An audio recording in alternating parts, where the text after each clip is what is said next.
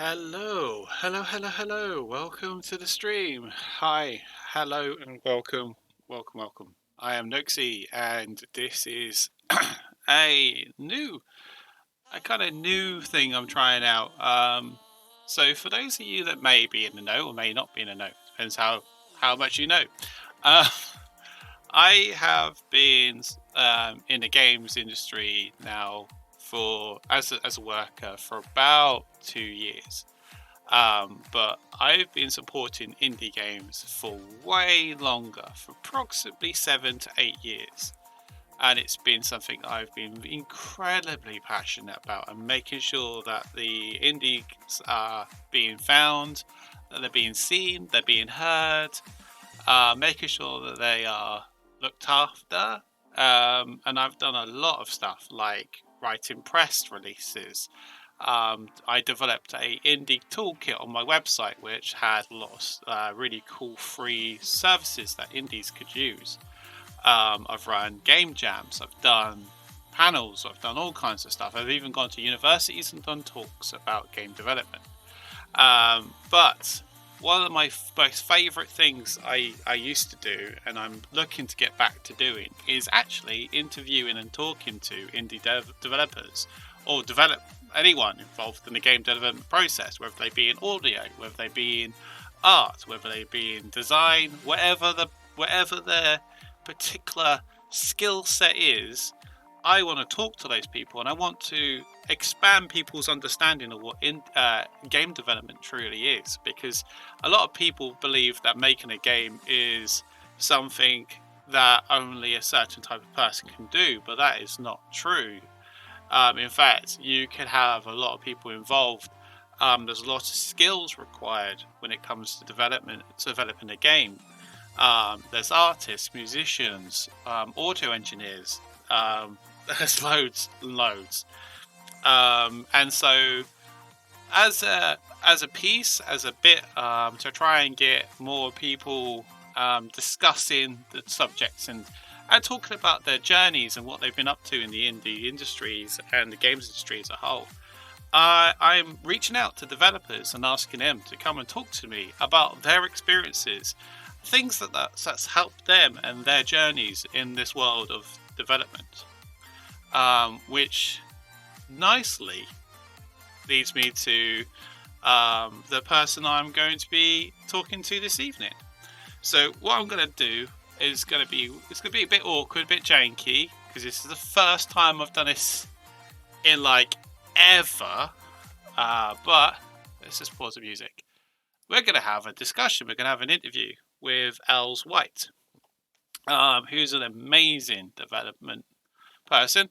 I've known him on Twitter for quite a while. And then when I sort of reached out and said, I'm looking for people to come and chat to me about their interests and their subject, this person reached out and said, I'm interested. So I was like, let's chat.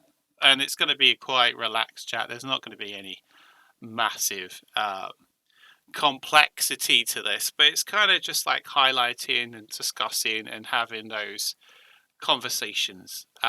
So without further ado, I'm just going to switch over to the Discord, and then I'm going to bring in the Discord screen.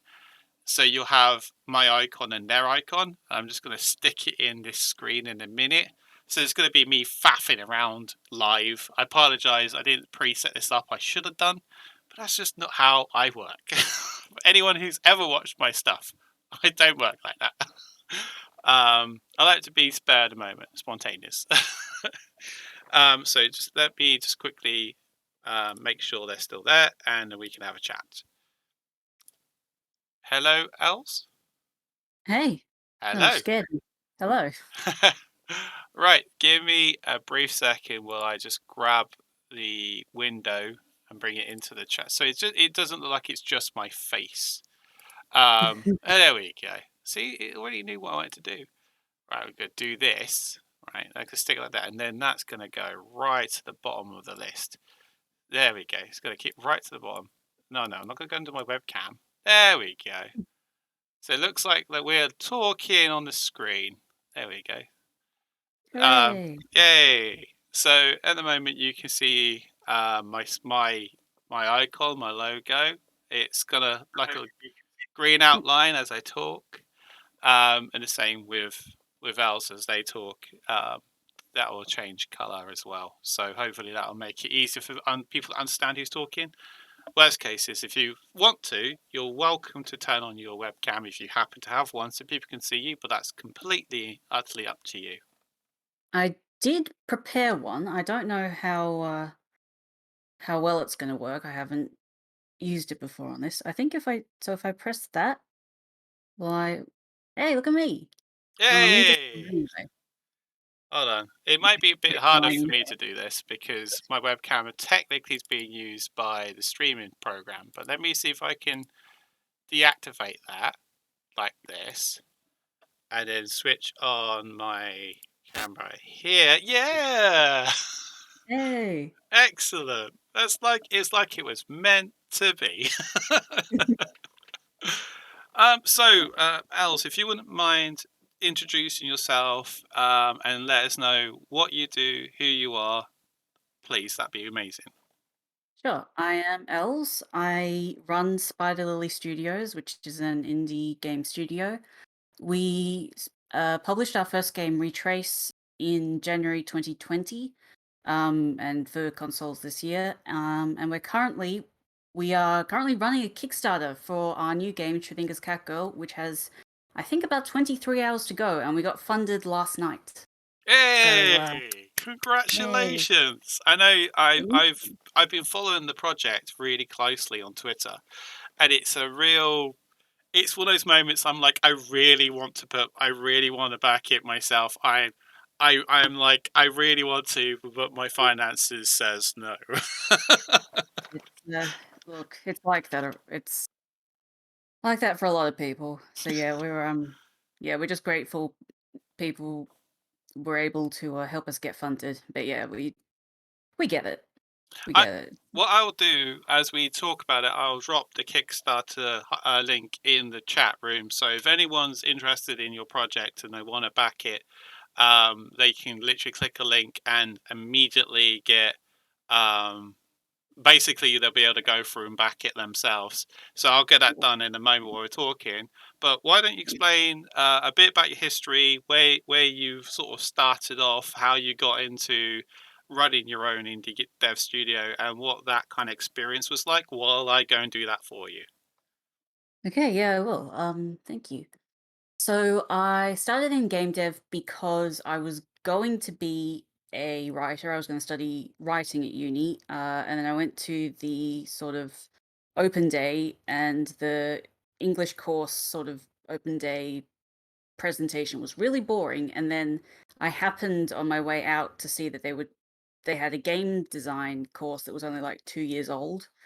So I went to that presentation. I was like, yeah, I'm going to do this now. So I ended up doing a game design degree, and through a variety of circumstances, I'm from Australia, if you couldn't tell from the accent. Moved to the UK, and I started doing writing for um mobile interactive fiction. So like if you know Choices, it's the app's called Tales Fiction. It's pretty cool. So I started off working with them. I interned with Failbetter for a bit. That was really fun. Uh, I sort of tried because my trade is being a narrative designer. I like writing and I like designing stories. But that is super duper competitive, as it turns out. Everyone wants to be a narrative designer. So I pretty much decided A, that I wanted to make my own game by myself, and then B, I uh, sort of double classed into production. So I've been freelancing as a producer, and that's sort of how I ended up funding Retrace between that and the interactive fiction. And yeah, now I'm sort of going at making the studio happen and be sustainable. Yeah, that's pretty much how I got there. The other reason I'm not really cut out for working in another studio is that, well, at least until last year, remote work was not still actually isn't super popular in games, and for a variety of reasons, I work way better when I can work remotely. So, yeah, running my own studio ended up being as hard and expensive and awful as it is. It's not awful, but it can be a rough time. Yeah, all that, it sort of ended up being the way that made the most sense if I wanted to stay in this industry was to go it alone. So yeah, and I've been very fortunate to have a lot of help from a lot of people. I've had a lot of good opportunities to sort of help give me the right skills to keep the studio running and growing. And yeah, now we have this Kickstarter that we've done, and we have money, and I can actually make a game without being like, guys, I'll order the next asset after my next paycheck comes in, because now I just have it. So that's wild.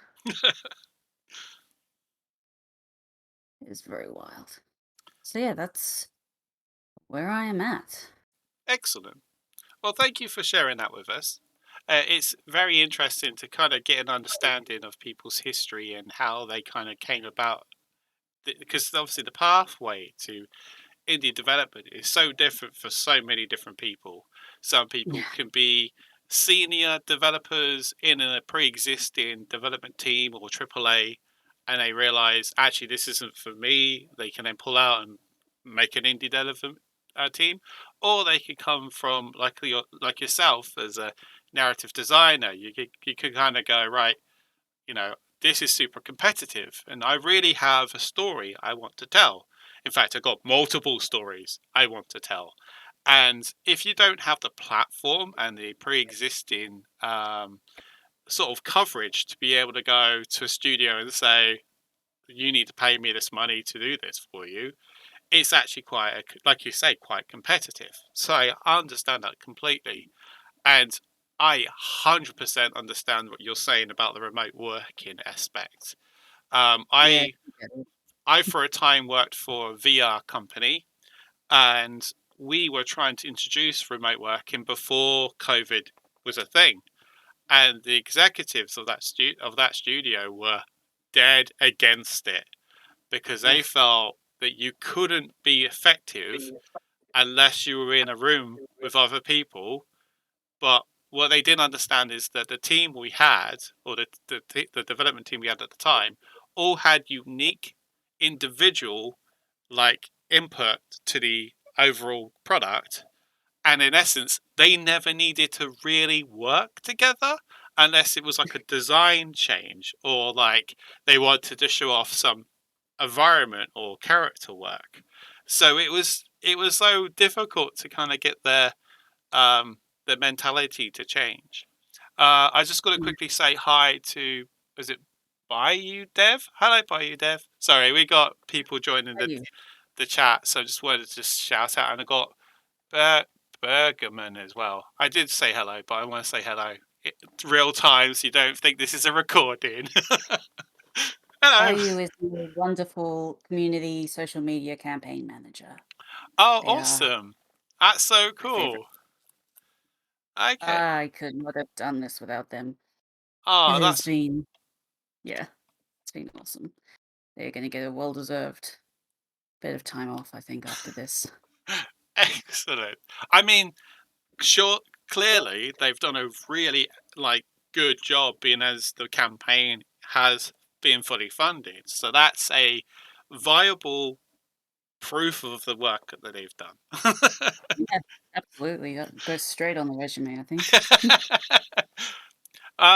Just to put it out there, just so you guys know, I've helped successfully. I've helped kickstart successfully 3 projects to date, Wow. but I don't do that anymore. I don't go near it. That was too much for me. So, Yeah, that's unsurprisingly what I heard before when I was like, "Hey, I'm thinking of doing a Kickstarter." Everyone who had done one was like, "Don't do that though." I ended up doing it anyway, which like I understand why they said that, and it was extraordinarily tiring. And hmm but hey, it worked.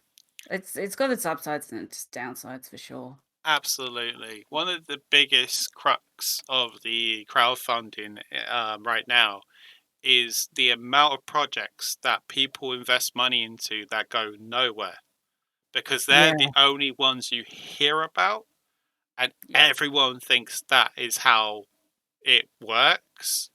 And you yeah, and you kind of need to try and change the perception and say, no, no, that was a unique situation, or the developers just ran out of money. Because the thing is, what people don't genuinely understand with regards to Kickstarter is that's essentially seed money, and that yeah, kicks you off, and then you could potentially need to go to a publisher still, or you need to still raise additional funding from somewhere else, because there's still salaries, there's still overheads that are not necessarily paid off by the Kickstarter. yeah, And if you also have physical perks that need to be yeah, like manufactured and made and sent out of decent enough quality that the users are going to, or the people that pay for it are going to enjoy, there's a whole process of yeah, finding the distributor, getting the like getting them to do an example, making sure it's good enough quality yourself, making sure the first print is of good enough quality. It's just there is a lot of work. yeah, um yeah. People seriously underestimate. We weren't even gonna do physical rewards. We ended up doing, yeah, a sticker and 2 prints, and that that was enough for us. That's relatively easy to handle. Like, it's not as bad as, like, trying to do like, people are like, "Oh, you should do an enamel pin," and I love enamel pins. I love them so much, but the process of getting those made seems just way too much work. oh, it really is. And Yeah. let's be fair, unless they're a major fan of whatever the game is that they've got their nano pin of, I don't know many people that wear those pins No. outside of their household. Yeah. I Other, mean, sorry, yeah, no, I've got 2, you familiar with Itter bags? I, The I'm not. So bags specifically, I might have one under here. Yeah. So they are bags that specifically have a clear panel on them. Okay. I'm aware of those. Yes, yes. Yeah. I didn't know their name. So, yeah. I just knew Yes, them no, as clear front bags. yeah. It's Ita from the Japanese for pain, because the idea is you're in pain because you spent so much money on pins. That's That's not a joke, but it is good. So yeah, I have 2 of those and I still can't fit all of the pins that I own. uh, They are very addictive. so allow me to. Oh, Oh, thank you for the follow. Sorry, I got followed by Bayou Dev, so thank you for the follow there. That caught me off guard. This is my pin collection from ooh, my travels of going to different places and whatnot. I can't wear all these on my person. It's Jesus, yeah. it's impossible. So I have to pick and choose on how I feel sometimes. So Well, I'll it's like jewelry, isn't it? It's yes, just pins. situational. Yeah.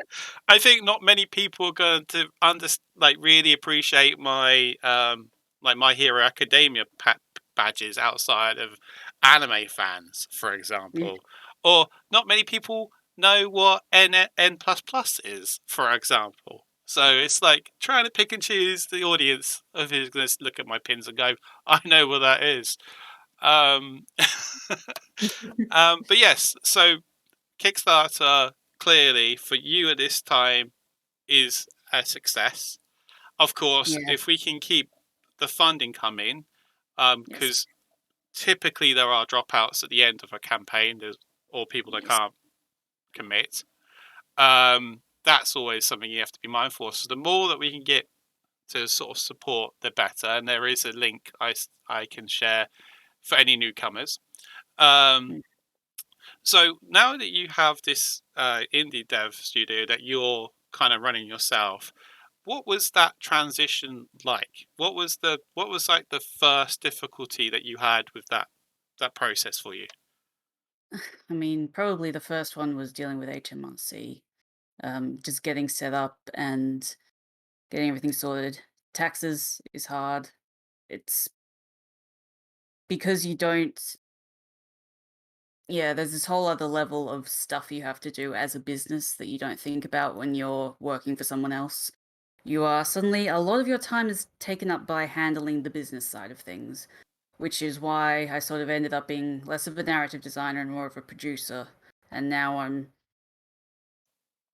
mostly a producer and business manager person.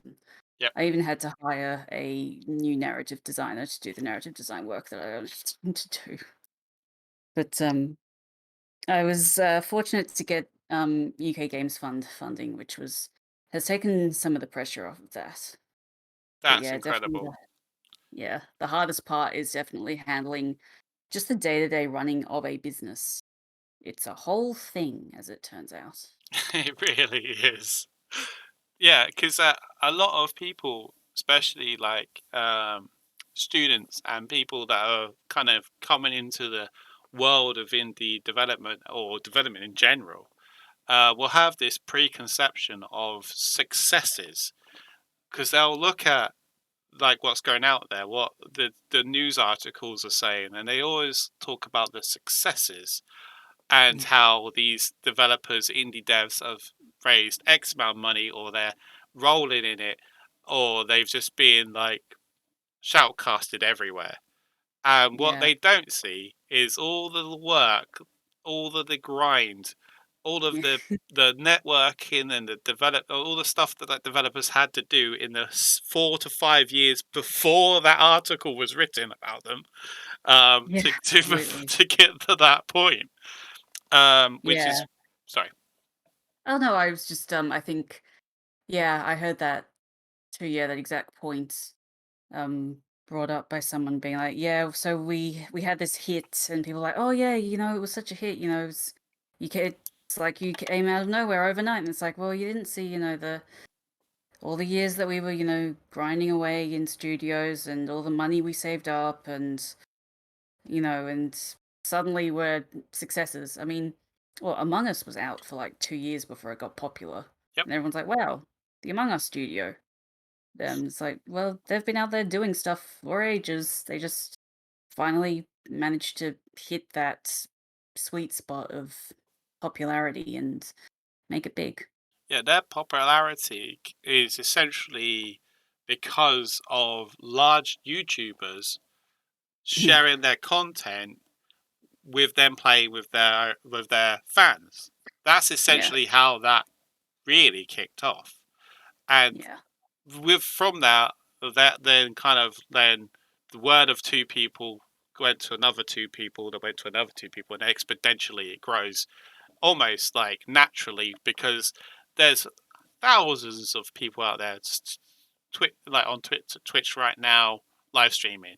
There are so many people out there doing things, trying to become something or trying to demonstrate themselves or trying to show their love of games in general, or their skill, or their whatever it is, their yeah, creativity.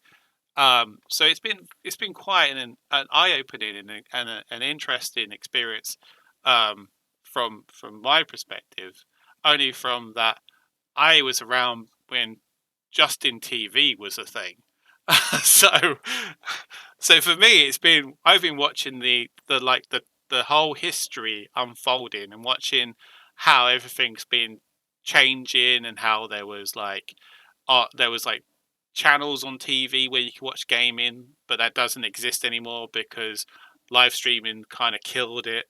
yeah, You don't really have. I mean, I know in the UK we're getting Games Master back, which was an old '90s favorite platform where competitive gamers would go on to this show and they would battle each other, and that yeah, was the kind of interest level of it. Basically, people would watch to watch these very good players beat each other at a game. Um, mm, but you can get that now anywhere. You can get it on yeah, Twitch. You can get it on Facebook. You can get it on YouTube. yep, It's so easily consumed I don't know what they're going to do with this to make it unique or Yeah. stand out enough for it to be a thing again. But I'm interested to see what they do with it. Yeah, me too. That's sort of the question, really, of traditional TV media is at the moment. Is like, how is it going to compete with YouTube and on demand and Twitch and everything? I don't have an answer, to be honest. It's actually something I think about quite a bit because it's a family business a little bit. My dad works in does TV stuff, doesn't work in TV. And yeah, it's something that we ended up talking about quite a bit, he and I.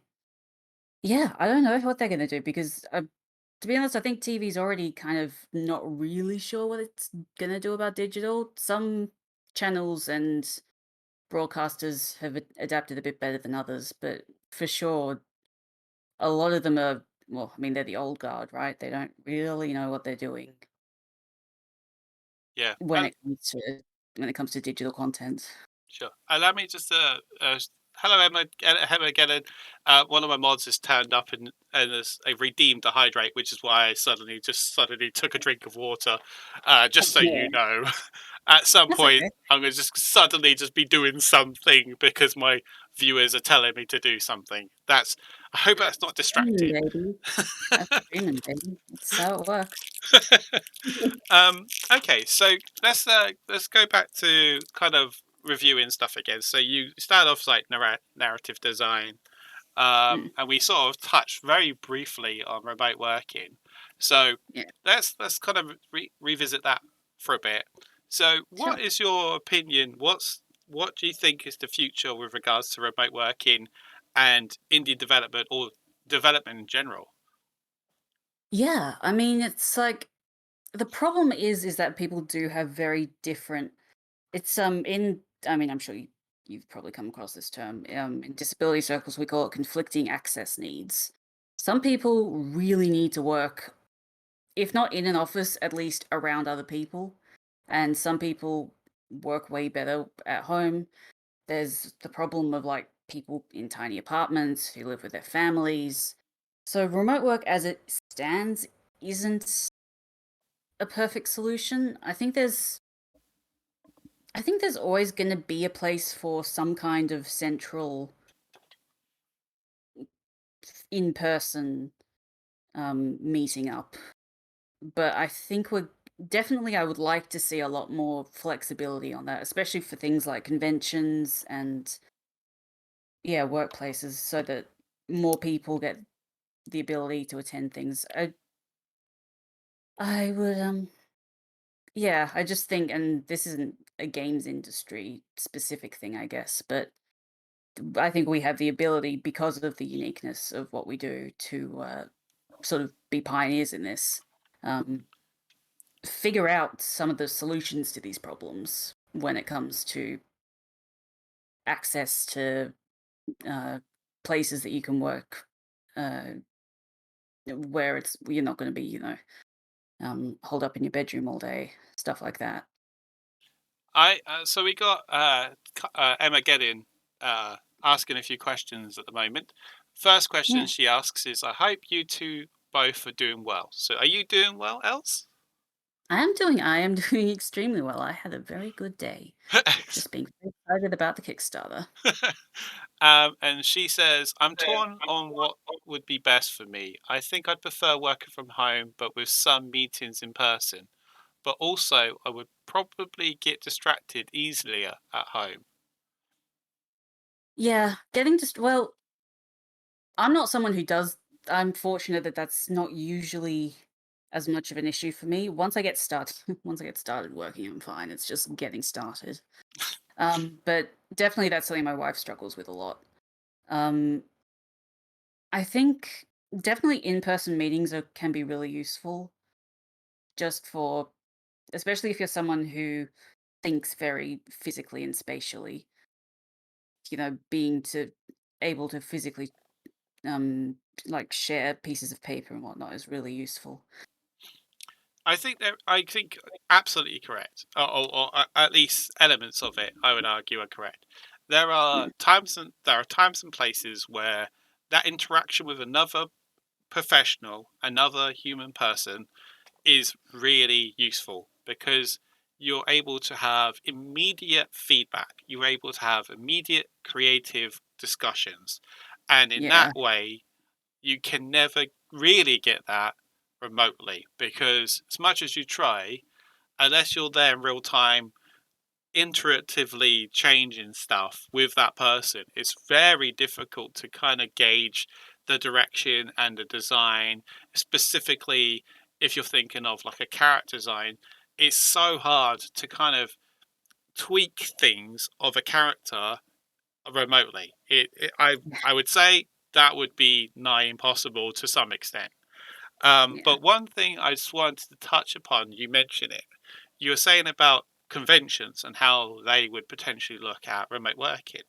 Well, fortunately, I say the word fortunately, EGX, which is a UK-based expedition expo. Why do I say expedition for? It's not expedition. I know why I was going that direction for. But they're offering remote attendance to their actual That's cool. physical show. But That's cool. this isn't the first time they've done it, but this is the first time they are promoting it. That's Um, true. I've actually, yeah, I've been remotely to some of their talks in the past. Yeah, but like you said, it just doesn't get promoted as much. I guess because everyone's. Yeah, I know. Sorry, that's my cat. so one of Um, there's a lot of questions raced through my head when they did this article promoting it because there's a lot of things my brain kind of will go, oh, that's really interesting, but what about these things? Because as much as it's really cool that you can exhibit your work at EGX without having to physically be there, how do you get player feedback? How do you promote or how do you do your pitch to that person if you're not there? How do you gauge people's reactions of how they're enjoying or disenjoying or whatever your game? How do you know what kind of foot traffic you're getting? How do you know where you are? My brain just goes into this yeah, like because unfortunately because I have this background of doing these shows and helping promote indies and all that, as I mentioned at the beginning of the show, when I think about remote exhibiting, I then go, there's so many aspects to this. Is the remote machines in a far distant corner where nobody knows they're there unless they specifically are rooting out those machines?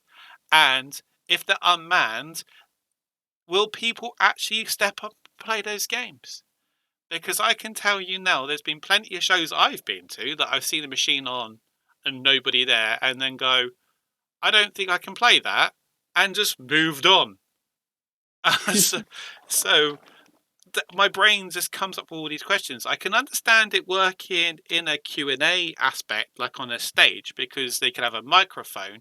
You talk into it, the person at the other end hears it, responds to it. I get that. That 100% I get that. But exhibiting, it just there is a lot of questions my brain like for the cost. What is the return of investment for the use for the team that go and do that?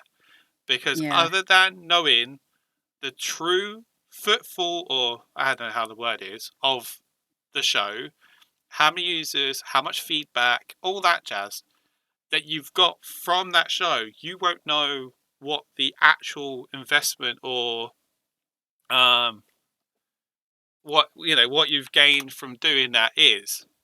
And yeah, so it's incredible. I mean, I'm excited that they're doing it because it's a step in the right direction. But there's a lot of questions my brain wants to ask, but it's not for me to ask because it doesn't impact me. But then my kind of like in the avocation kind of kicks in. I'm like, but if you mess yeah. with my indies, I'm going to have something to say to you, EGX. So, I will say I did get a offer. Oh, I suppose I wouldn't offer may not be the right word, but of a place. I don't think it was EJX themselves, but it was a sort of company that was basically offering to be your person on the ground. So they would handle, talking to people and setting things up and getting people to play your game, and I guess probably give passing on feedback. I think they actually let you stream in and talk to the players, Mm. uh, which I thought was interesting. Which, that could work.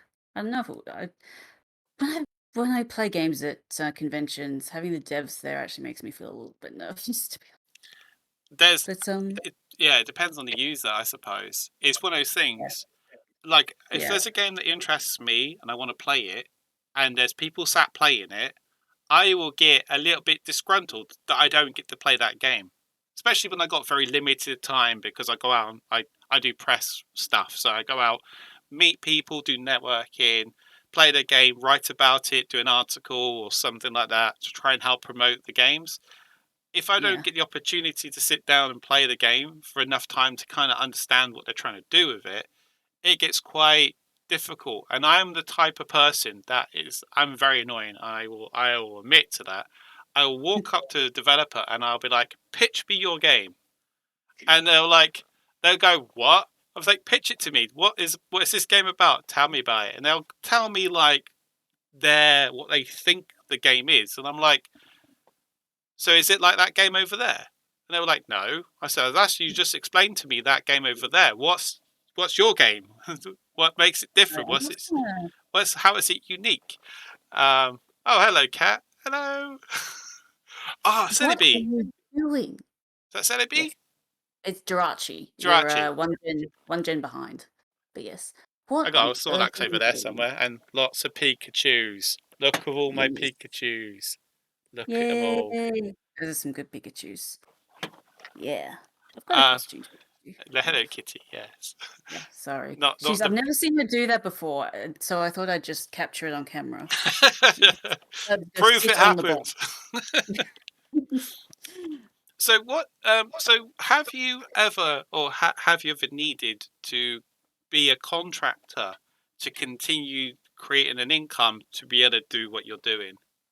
Yep, 100%. I mean, that's how Retrace got funded, was just contract work. Um, Almost all interactive fiction, and then moving on to production, um, because there was more work in it. Yeah, that's entirely how I funded Retrace's development.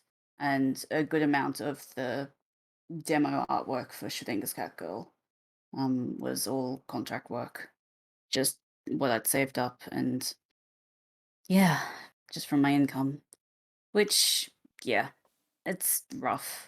But that's just, I mean, you have to have a decent looking demo to for anyone to even give your game a second glance these days. So I The I- disadvantage of what's happened in the world is everyone has these for higher expectations than, let's say, maybe 5, even 10 years ago. Um, for myself, I tend to look past graphics. I'm more of a gameplay fanatic. I love games that have a good feel about them when you play them. My second next important thing is story or narrative, and then the yeah, rest will is like cascading from that, because I like to be kind of whisked away, or I like to feel invested in the characters or in the story or that kind of stuff, which is um, why I love that kind of genre. And one of the things that indie games in general as a genre has given me is that ability to be as eclectic as I want. I can have days where I want to play a shooty, and I can boot it up and I'm playing a shooty, or I can play a puzzle game, or I can play an adventure game, and I'm yeah, absolutely in my element. I'm absolutely all for it. yeah. It's um, awesome. and Really. that's one of the things I like about this. But a lot of people out there that claim to be fans of indies are all kind of following the trends of what's popular at the moment. What's your opinion of that? Have you found it quite difficult to get attention because of the kind of limelight seeking side of it, or have you found a lot of people to be quite open and sort of talking to you on a level? It's funny. I received a lot of advice that was basically no one wants to play narrative games.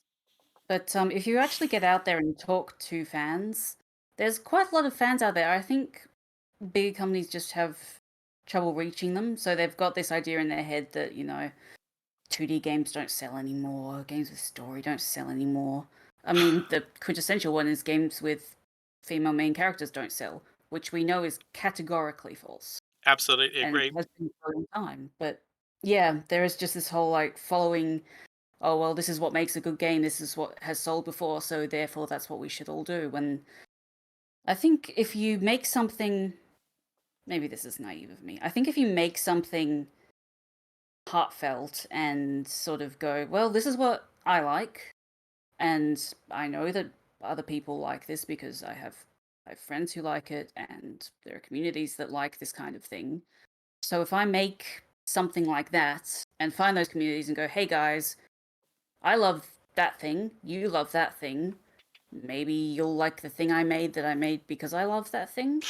And oftentimes I find people react really well to that because it's almost like this tradition, this art tradition that's like, you build on what came before you.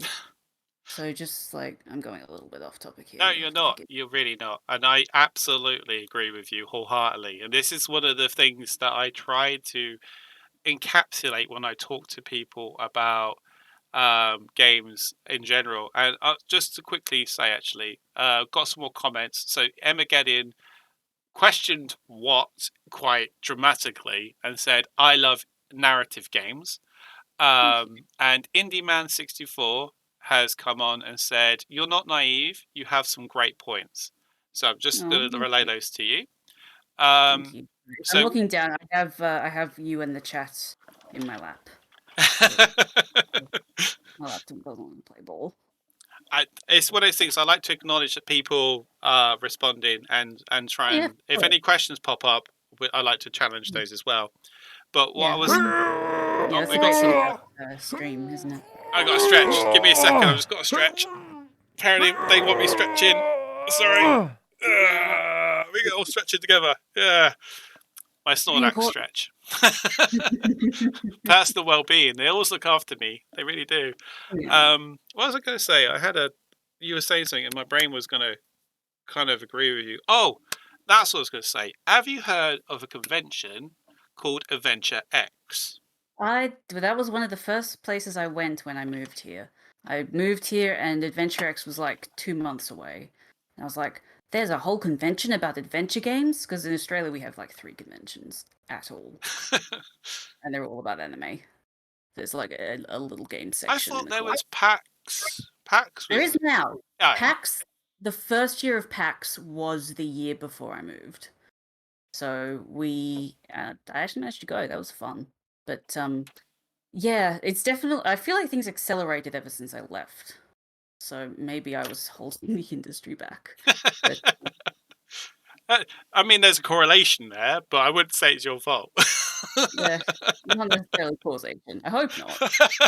Um, yeah, I was so excited. Yeah, I got to go to Adventure X pretty soon after I moved here. I was like, oh my god, look at this! This is amazing.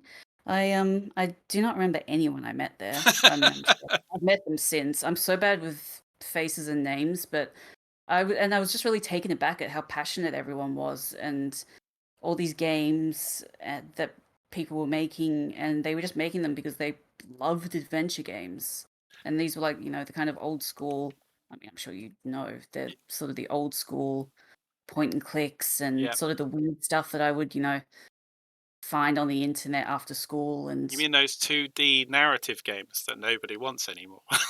precisely, and the ones I grew up on because they were available for free on random flash sites. Yeah. And yeah, and I was like, oh my god, One of people are out my here making stuff. one of I'm so my happy. all-time favorite narrative. I say the word narrative because I will argue this is narrative. Is Broken Sword. One of my all-time favorites, and it Say that. literally changed my life I could tell you that story if you're interested in it, but it's up to you. No, you tell your story and then I'll tell mine. Okay. It's not about Broken Sword, but it is about a video game. Well, I actually got to meet Charles Cecil at one of the shows a couple of years ago, and so I actually told him this story directly to his face because I felt it was really important that I told him this. When I was younger, my mum got diagnosed with cancer, and not shortly after, I say shortly after, a few years later, passed away from it. Now, at that time, I was in quite a deep depressive point, and again, Yeah. apologies to anyone that's triggered by this. Apologies. I apologize if that upsets or offends anyone. Um, I will still talk about this though. So, But overthinking content warning depression? Is that where we're going? Yeah. yeah, something like that. I never think about it, but it's one of those things. I like to be jolly about stuff, but I also like to talk openly about stuff because No, by I'm the same. being I always open feel about like it. I So have to. Yeah. Yeah. No, I'm the same, and then I always feel like I have to tone it down a bit because I'm like, maybe people don't want to hear about all my weird mental health and physical health issues, but I'm like, I want to be open about it. So yes, please go on. yeah, no worries. One of the reasons I think I do this is I'm very neurodivergent. I'm not neurotypical at all. So I will meet someone brand new and tell them my life and everything about me, all the good and bad stuff, because I'm like, you need to know this, and this is stuff that will be interesting to you. And here's some really cool antidotes of all these situations I've been in for some reason. Anyway, That is such a mood. That is such a mood. but basically, I was in this dark place of my life, and while I was in that place, I was working for a residential care company. So I was going to people's houses and looking after them. But at this time, I was completely out of full time work. This was something I was doing to earn a little bit of money, but while I couldn't do what I normally would do. So I was doing something completely different, physical, didn't have to think too much. While I was going through that experience, I was playing Broken Sword. And this is because at the time, I didn't want to play anything too much input. My brain just couldn't comprehend too much input. So I was playing games that are a little bit less intensive, and Broken Sword absolutely met that requirement at the time. I found myself getting very invested in George Stobart because he was a complete, and I will say this word, idiot, a, an absolute mess of a human person, but he always managed to get through what was going on, and he dealt with it with such a carefree kind of well, these things happen attitude. It actually started to seep into my mind, and I was thinking, if this absolute mess of a human can survive all this stuff and still be okay in the world, then I can be okay in this world. And actually, it helped me get out of that kind of darkness and help me get back to the person I used to be. And it was just a life changing experience for me because it was kind of like I would watch these scenarios and it just the comedy and the funny writing and the silliness, and I'd be like giggling to myself, and I'll be like proper belly chuckles every now and then because I find the weirdest things funny sometimes. And it really changed my perspective and how I saw the world. And I got to tell the person behind the game this story, and I told him it, and I didn't expect any reaction. I was just like, just needed you to know, just had to tell you because it was a big deal to me. A few years later, he messages me on Facebook. He's found me, On messages me on Facebook. Facebook, and says, I met you that time. You told me the story. I wanted you to know it's still in my mind and you're still thinking about you. Aw, And I was that's just so like, it's like, oh my God. That's so lovely. It That is. must have meant so much to him, because I mean, that's all you want, right? Yeah. Anyone who makes any kind of art or creative endeavors, you just want to, if you can just reach one person and make them feel, well, for me at least, the same thing that you felt when you had whatever experience with art that you had. So I'm sure, yeah, I'm sure that must have meant a lot to him. I hope so. One of those things is like I said before, I overshare so willingly and so happily, which is I like Emma Geddon, who's currently in my chat, is kind of saying, "Yeah, it's true. He's told me this story before." Which, thank you, Hmm. verification there. But it's just one of those things. It's like I will be. I'm very open, and I'm exactly the same as I am here, as I am at the shows, as I am. My poor wife has to deal with me every day. I'm exactly the same person all the time because I don't have a facade. I can't put on a personality to try and encourage people to like me because I'm just all or nothing sometimes. But please, if you wouldn't mind sharing your story, I'd be really happy to hear it. I can't. I mean, I can't really follow that up. I mean, No, you but can. Your story is your story. Your I guess mountain is your mountain. Don't worry about mine. I think the game that meant the most to me in that same regard is, calling it a game is controversial. It is a kinetic novel, technically speaking. Umineko, When They Cry. I was also not in a very good state, not because of anything. I just had really bad depression and undiagnosed ADHD and a nervous system condition. Um, so I was about what, 18, which is when we do our version of A levels. I was not in a good place, and I read Umineko, and it just, the way that that story frames your ability, because something I've always had a problem with is I feel like I can't, like I'm not like other people. Like my brain doesn't work the same way other people's do, and I can't understand them.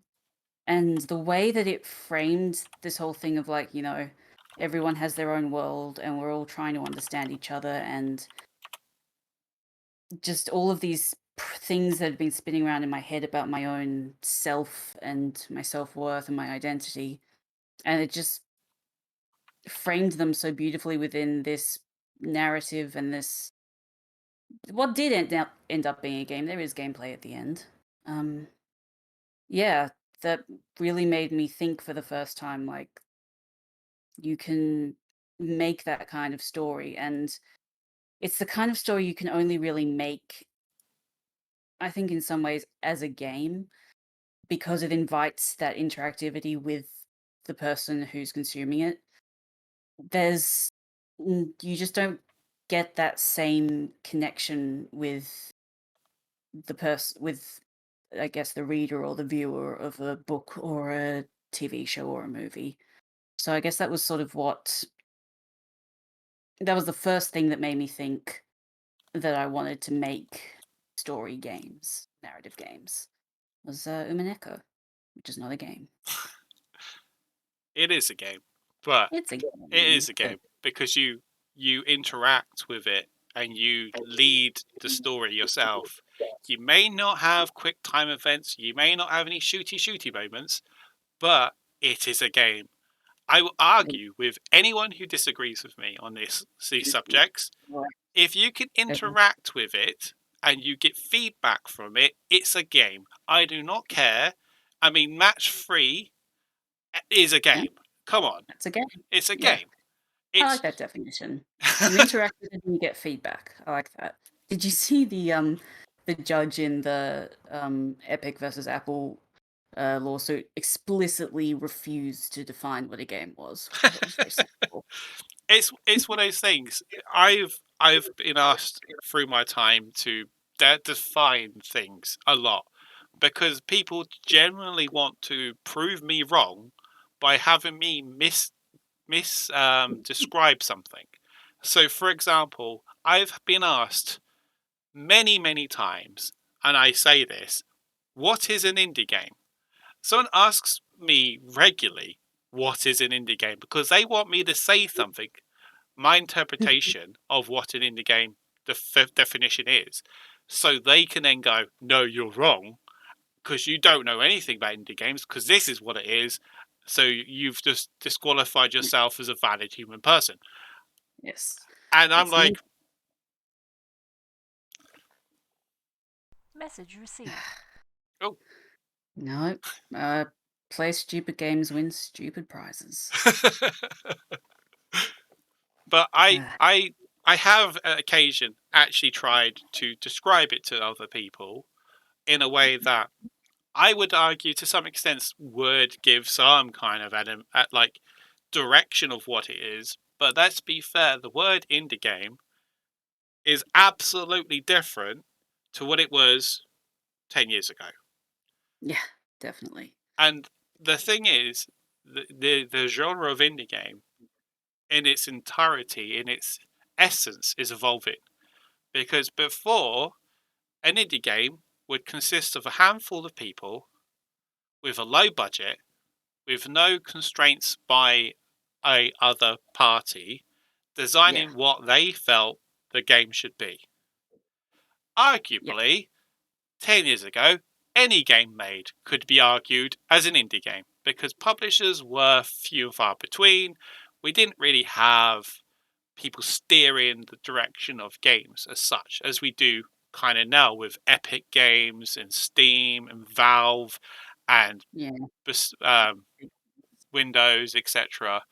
It is absolutely a different entity right now, as it was back then.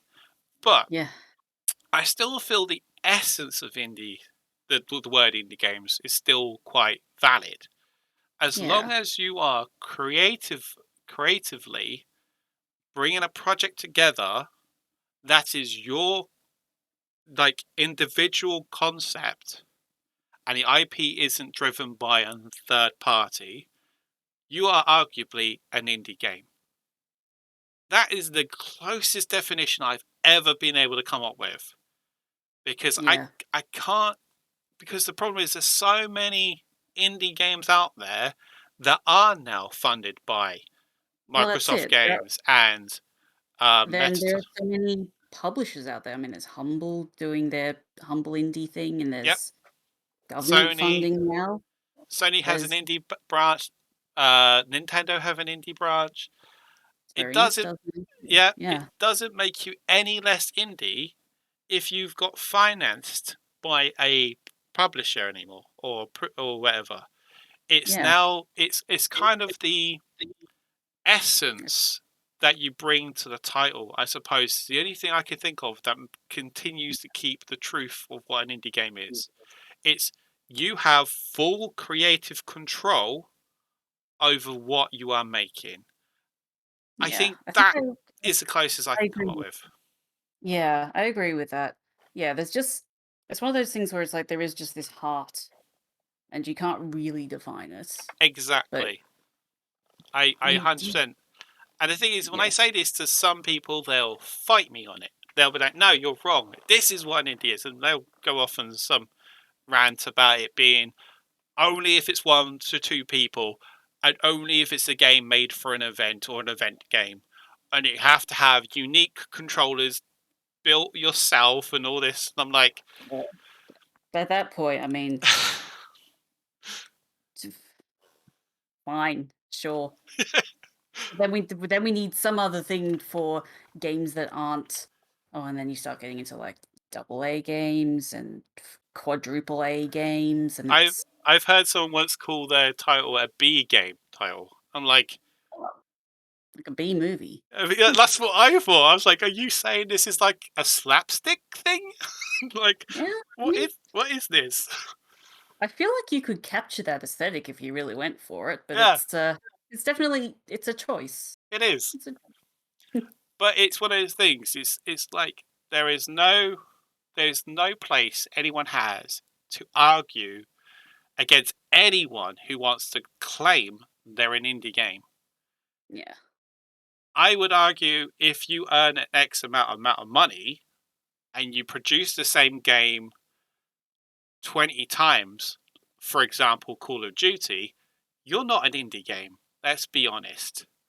You're Yeah. manufacturing games now. That there is no way you could be an indie game, or an Yeah. indie studio in that fact. But if you're making unique titles that are you have your heart and your spirit and your creativity wrapped around them, and you have that full creative control, then yeah, okay, you can argue to some extent that that's an indie. But again, it's very very difficult, and people Yeah. always ask me just to fight me on it. But I Yeah. always kind of go, it's all about interpretation. It's always about what makes it unique, what makes it interesting. But I do like that there are studios with one person in it and studios with 20 people in it, and they're both indies. And it Yeah. doesn't matter. It's just a difference of how you allocate work. Mm. Yeah, exactly. But yes, so let's have a look Sorry, at some of the questions. I'm Sorry. I'm distracted by hat talk. Yeah, I just I'm looking realised around that to as see if well. I'm looking around to see if I have a hat in easy reach. Oh, I Do you think I have a do actually. silly hat? I know I have a silly hat. They know I have a silly hat. They want to know if you have. Okay. I don't have a silly hat. I have hats. Oh, a What hat. do you Any hat mean? will do. It's just mine's a silly indie hat. So, Give me 1 second. yeah, I never sure. have a chance to wear hats. Thank you very much. I'll be right back. My wife's gonna be very That's like confused. saying an indie musician needs to build their own guitar. That is so true, Nix, actually. That's a very, very good example. Give me a mo.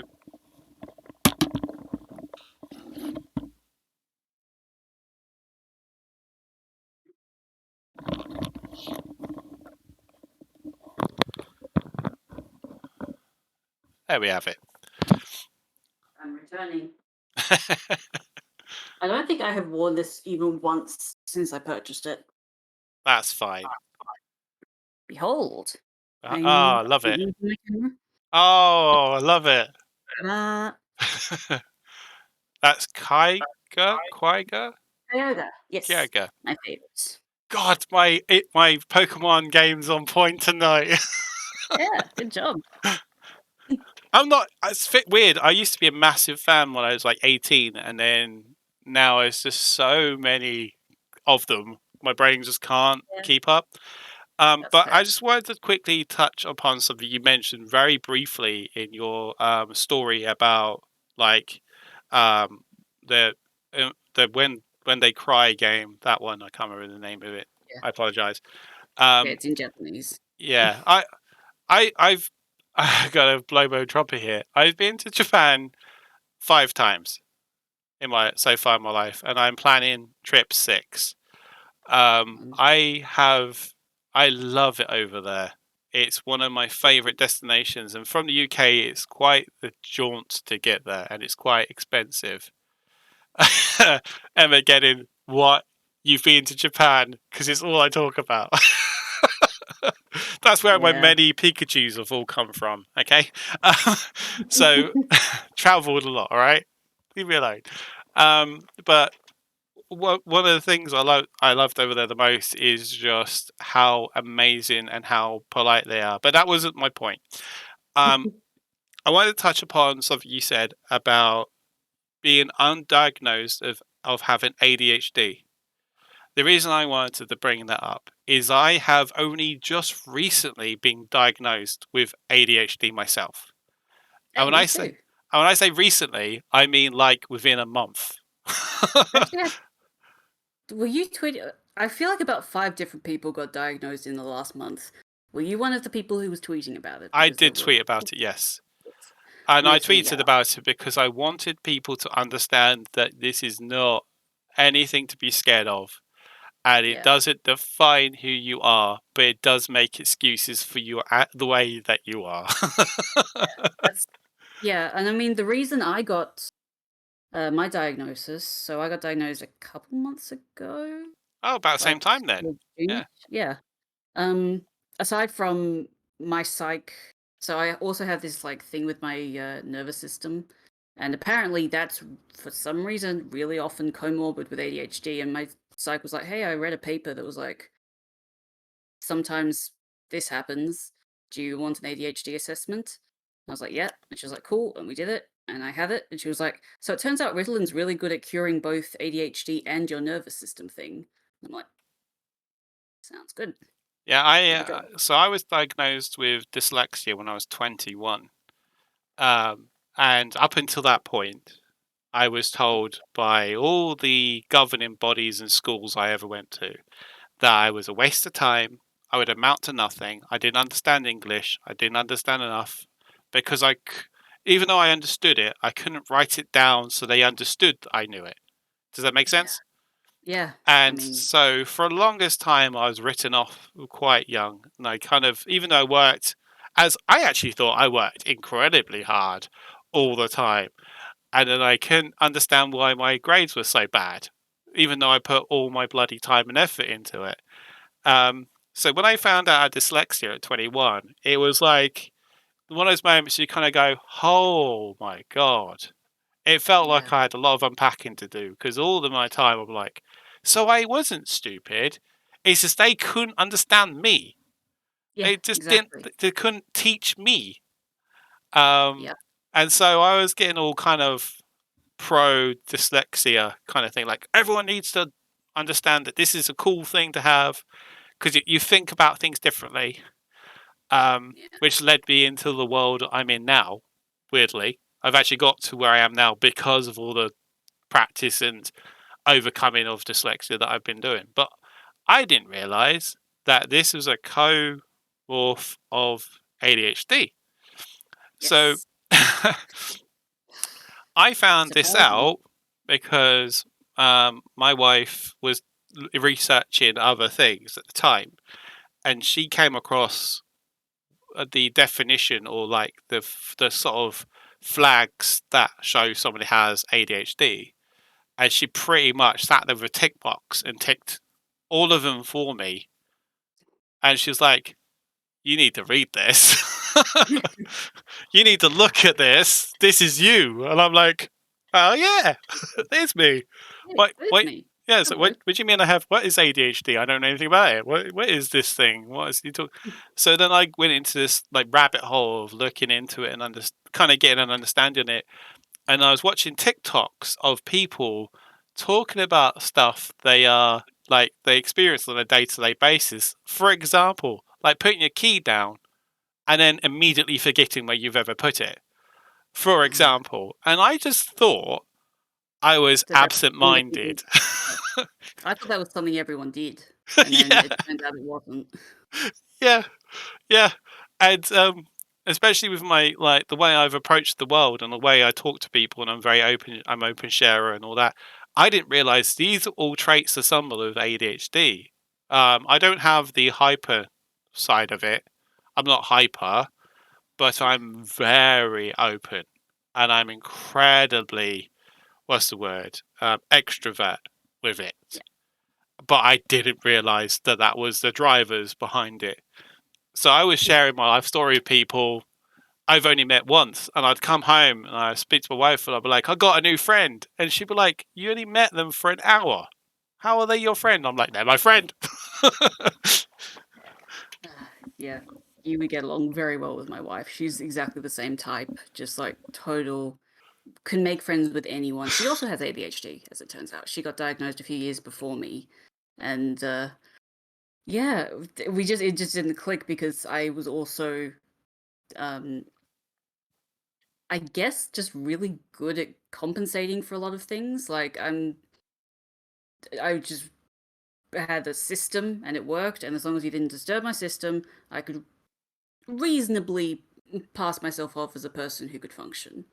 But it's just that I function a lot better when, I actually know what the reason is behind my brain doing things. But yes, yeah, my wife's really the sort of talkative, will tell you her life story, make friends with anyone type, whereas I'm the daydreamer type. I'll just turn Ironically, inward. that's the dynamics with me and my wife. She Maybe, yeah. she she plans every detail. Like if we went when we went to Japan last, she had an itinerary per day to like the Me too. hour of where we were going to be. Whereas I just turned up and just like, Yeah. wee, I'm going somewhere. Yeah. Way. But one of the questions in the chat, sorry, I'm just going to take us off topic for just a brief moment. Nick's Blackheart, who's in the chat, wants me just to reintroduce you because he dropped in late. So I'm just going to quickly do that. So this is Els White. She's, I said they, apologies. They or he, I always get this wrong. Oh, My that's brain. all right. As long as it's not she, I'm not fussed. I prefer he, but as long as it's not she, we're cool. I will get these pronouns. I swear to God. My problem is it's not because I think you're a certain way. It's because my natural brain will just choose a random pronoun and just stick to it. And it doesn't matter if it's a guy, girl, or other. I will say he to all of them. And I'm like, could you stop? Don't assume anything, brain. Yeah, brains are annoying like that. It's like, I'm trying, man, but it's like, I'm fighting my brain here. My ADHD just don't let me. All right. Anyway, but yeah, so this is Els White. They're a very good narrative designer and now self-producer. Also in the BAFTA crew, which is what I was in for a while. I'm not in it anymore. Apparently, you can only do it for 3 years and they kick you out. I didn't know that. Yeah, Um, that sucks. and they have a indie dev studio called Spider Lily Games. Yep. Yep. Oh God, yes! Yeah, I'm very it's games or excited. studios. Annoyingly, Studios was like one letter too long for Twitter, so we are now also Spider Lily Games.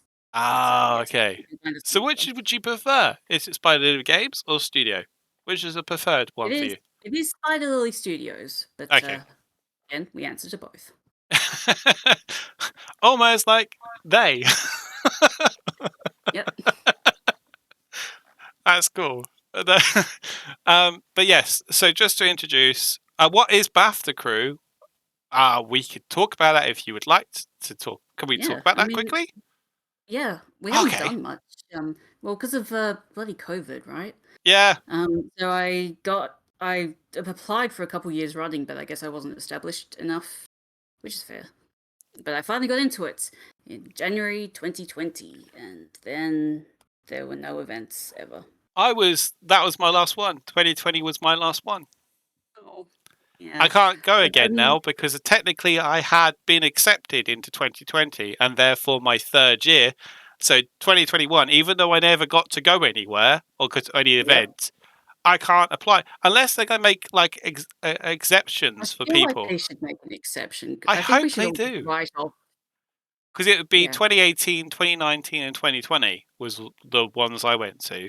I'd like to go again, but of course, I also understand circumstances meant I couldn't go to anywhere. So I don't know.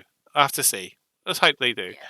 But It'd be BAFTA, nice if they did, because it does feel like it feels like a lot of the value of that was the in-person events. oh, it 100% And was. they did Absolutely not agree. super adapt well to, like, they had some, um, they tried to do like your monthly Zoom calls and talks and stuff, but it didn't work super well.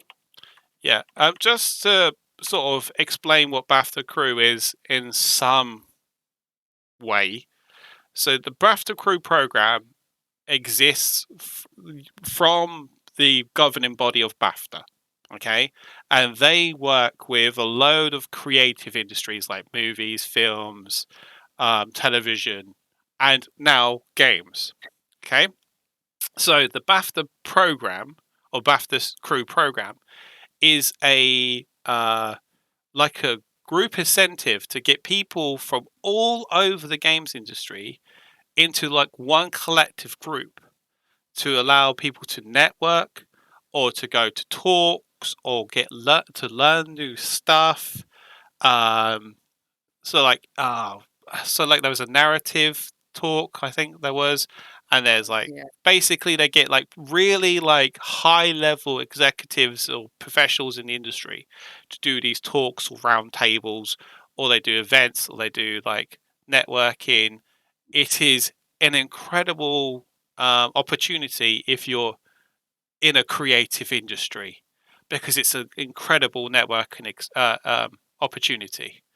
Yeah. Um, and basically, to get in, you need to have a certain level of um,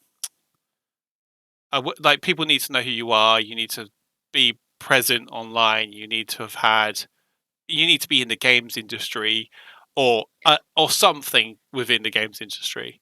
So when I Yeah. joined BAFTA Crew, I joined as my own entity, as myself.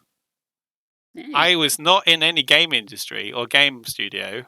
I just joined as me Yeah. for Noxie, which is this thing, and I got accepted. So there you go. It's possible. You just have to do the groundwork to show that you are legitimately trying to do something positive in the games environment.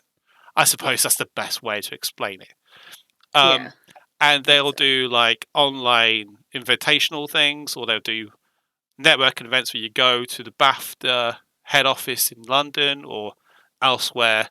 You meet up, you have a chat, you talk about stuff. There's like a round table. So it's Yeah. incredibly good. And interestingly, membership for a year is 30 quid. Yeah. So So it's it's not even that expensive, yeah, realistically. If you get pretty accepted, you affordable. pay for it. So you can Yeah. apply, you wait till you get accepted, you then get accepted, you pay for it, then you get announced as BAFTA Crew. Yep. You You got get that for like a a year. fancy little yeah, a fancy little thing for your Twitter. You can yeah. It is very cool. It is. I just wish Could make use I of was it. 2020, man. But yeah, so it's one of those things that if you really wanted to kind of network, or you had the ability to go to London quite often, Yeah, it's that too. really useful. Yeah, I've been able to make use of a lot of stuff just by the fact that I live in London. So I feel a bit bad for people who have to come in from far away.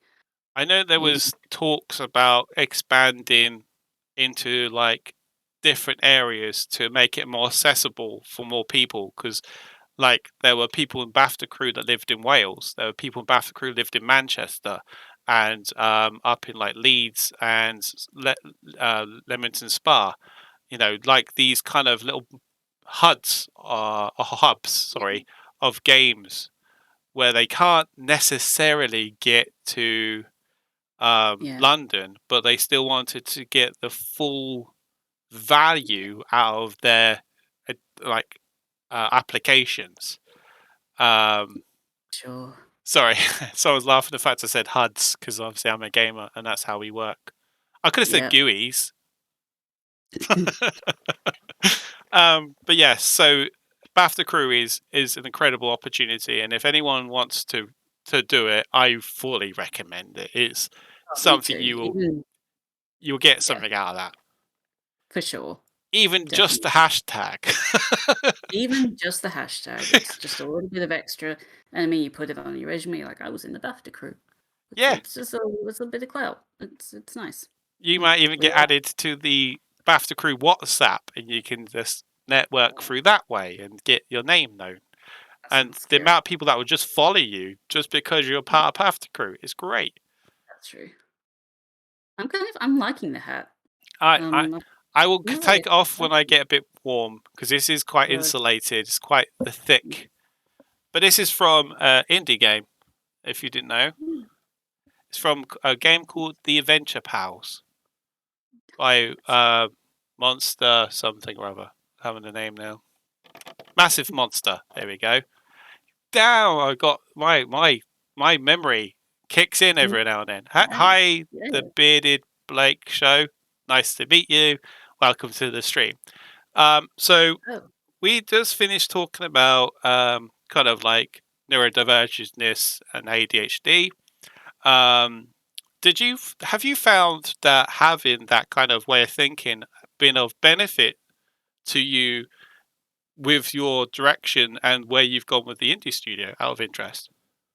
I think so. I mean, the thing is, it's hard to tell what's, you know, I only have my own brain to use as reference, but I think it does. I mean, it's such a cliche to be like, yeah, neurodivergent people, we're creative and we think outside the box, but I think we actually kind of do in a way. And a lot of it, for me, a lot of it is like I've had to think a lot harder about how I communicate with people than I think a neurotypical person does.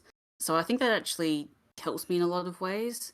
Like I actually think quite hard, about how I communicate, and I think that has made me a better communicator. And I find that to be an advantage. And yeah, people tell me that I'm very creative and they like my creative work. I hate complimenting myself. Are I hate it. you sure Yes, you're I not think British? uh, apparently the colonial blood runs strong in me. Um, uh, yeah, no, yeah, I think it does help. It certainly, I think it takes a certain kind of person to do this and not hate it. Whereas I do enjoy that I'm doing something a bit different every day, whereas I think a lot of people would find that very frustrating. But I like as frustrating as I find it, I enjoy that I'm, doing the business stuff and I get to do the creative stuff and I'm, you know, one running around managing one thing people. I'll say about ADHD is that I've realised is we love control and Yes. we hate things that are the same. So if something is the same thing in day out, it'll be monotonous. We'll get bored. We'll switch off, and we won't touch it. We'll just push it away, Yeah. and we'll reject it with every fibre of our personality. Yeah, actually Whereas, that resonates. I hadn't thought about it like that, but that definitely resonates. oh, I know how I've got those feels. I just drop them in every now and then, just to go. This is true, right? Yeah, because the funny thing about talking to other people who are neurodivergent, it's like they'll just say something, I'll be like, "That's a really good way of putting it," because I haven't had a way of phrasing it before because I've just, it's just sort of my world and existence. It's like even just getting the diagnosis of ADHD, it's like, oh, now I can like conceptualize this whole thing that's just sort of been nebulously in my life. And so yeah, like that just now, it's like, oh yeah, when I get bored, I do tend to just like have an almost violent, like, I'm not dealing with that anymore. Like, we're not doing that. So a few things I've realised that I do naturally, and it's not because I'm like I don't. It's one of those things. I do it.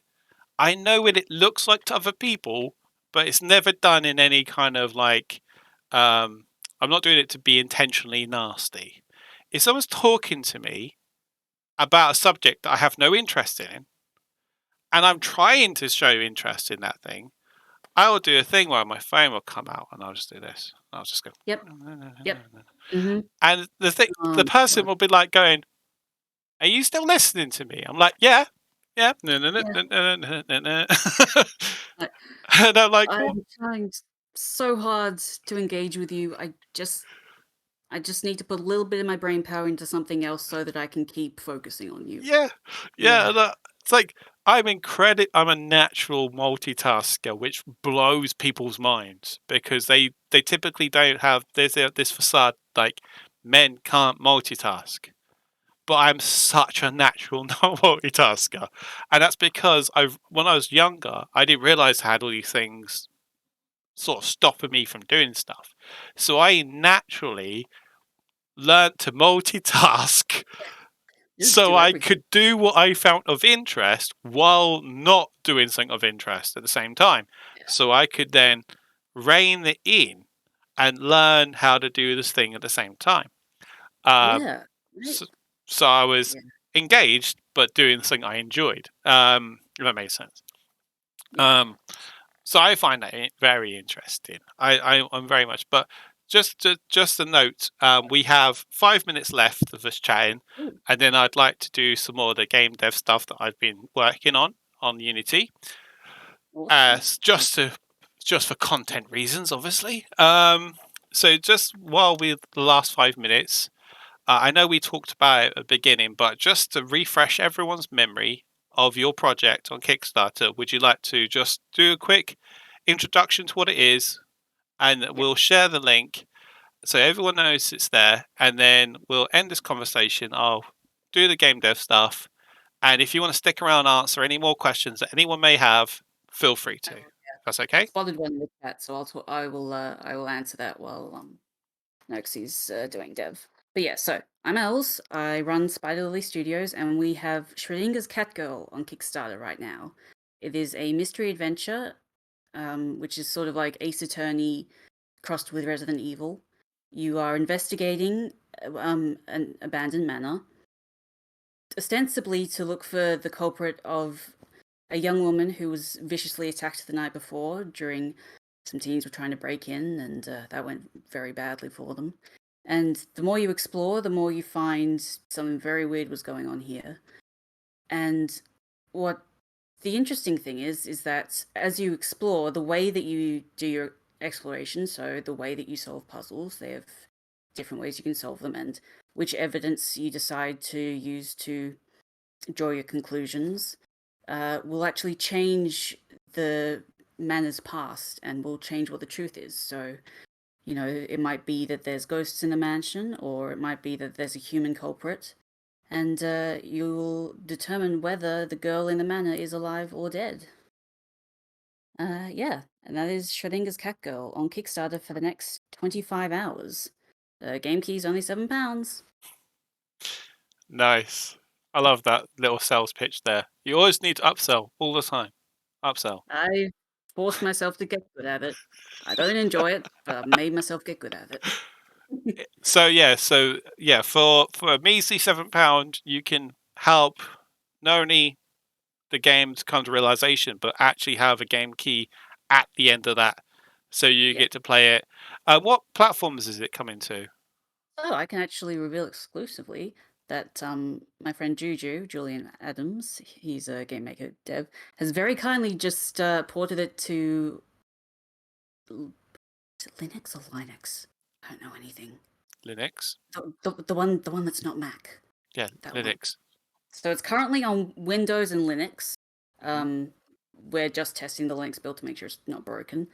Um, we would very much like to port to console because the retrace ports did very well, but that's going to depend on funding and potentially getting a porting partner. So we will keep everyone updated on that. So To yes, right answer, now it's yep. sorry, I Windows. felt like I cut you off there. My apologies. What did you say? Sorry. Oh no, just that yeah. Currently Windows and Linux. Um, Everything else, we will keep everyone updated, but we don't know either. Thank you very much for that. That was amazing. Just quickly, someone asks, "What's your role within game dev, Els?" So I'll step in here just to see how much I remembered. Els is a narrative designer Mhm. and a writer and Mm. a producer, and also Correct. owns Spider Lily Games. Yes. Yes! That's Yeah! I feel like when I can remember something, it's like glorious moment for me. So my brain goes, yay! I feel that so hard. Hi, Woody. Welcome. Yes, so that's what she does. And the next thing is, what is the length of gameplay you can expect from your game? We are aiming for around 2 to 3 hours, which doesn't sound like a lot, but, you know, there's gonna be lots of branching. So the idea is that we don't want it to be super arduous if you wanna play it again and get a different outcome. So we're aiming for a contained experience. I What mean, I could be completely wrong, and it could end up being like 8 hours. I have no idea. the one The thing idea is sorry to interrupt you again. One thing I'm always nervous about when someone says to me the word 2 hours is Steam clean. refunds. Yeah. Yes. No, we should definitely aim to make it at least 3. Yeah. Only for there's been 2 Oh, cases in the last 6 months where 2 studios have been killed through yeah, players playing their game to the end and then refunding games. yeah, it's rough. It is not good. Fortunately, with the price point that we're at least, it's less likely they're gonna bother. I feel like people do that a lot, especially once you start creeping up into the double digits. But yeah, no, it is. It's one of those It's rough. things, you need to price the game what it's worth. If it's worth Yeah, 15, £20, that is how much they need to pay for it. What you need to make sure of is that you are getting the value of time from that payment. So I typically say, and this is not a hard and fast rule, but when it comes to indies, it's £10 per hour of gameplay. If that is the rule of thumb in my brain, then if I spend £30 in a game and get 3 to 4 hours of gameplay, I feel my return of investment. That's yeah, what I typically feel as a gamer. That if I play a game and spend 30 quid on it, if I get 3 to 4 hours of gameplay, I am happy. If I yeah. get 2 That, hours, I'm very, very sour about it. yeah, I guess that's fair. I don't know. I don't know what games I've played recently that are sub 2 hours. I guess, yeah, it would have to be pretty small. It's one of those But yeah, things. It's if you can. So one of the things, the hardest things, is speedrunners. People who oh, speedrun yeah, games will find ways of making a game shorter, and they're the ones that are like if they want to just quickly get through the game, if they can find a way to do it, they will. And the thing is, one yeah, of the ones that the most recent ones was like a horror game. I think it was I saw narratively that. horror as well, and Yeah, they just raced through it, and yeah, I know. they got it done in like an hour and a half, and then immediately Mm, refunded it. And I'm That's like, like, well, you haven't, you've cheated yourself, is what you've done there. Is because you haven't experienced the story at all, which was the whole point. Yeah, it's clicking all the way through an Ace Attorney game and being like, well, that was easy and stupid. It's like, yep, no, you didn't play it.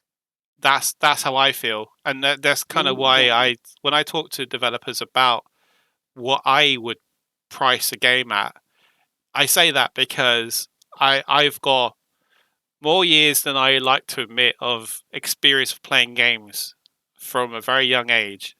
So I'd like to believe that I've got some knowledge of what a good game feels like, looks like, the story and all that. And this is one of the reasons I got into doing this stuff like 8 years ago, like when I first set out.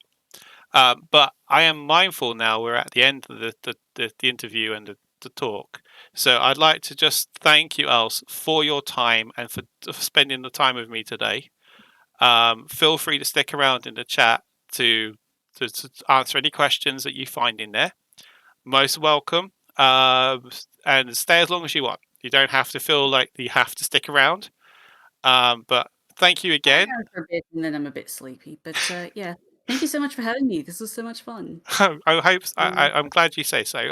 I don't know yeah, if it was. I just like talking about indies. yeah, Everyone in the chat knows me well enough that this is my subject. This is my special interest. I'm just gonna put that out. it's All right. important. Yeah, that's fair enough. I'm like, it's a good thing we didn't get on the topic of Japan because that's mine. No, We would have been here for hours. yeah. No. That's The chat will tell you this. That's the second thing that I will spend the most time talking about.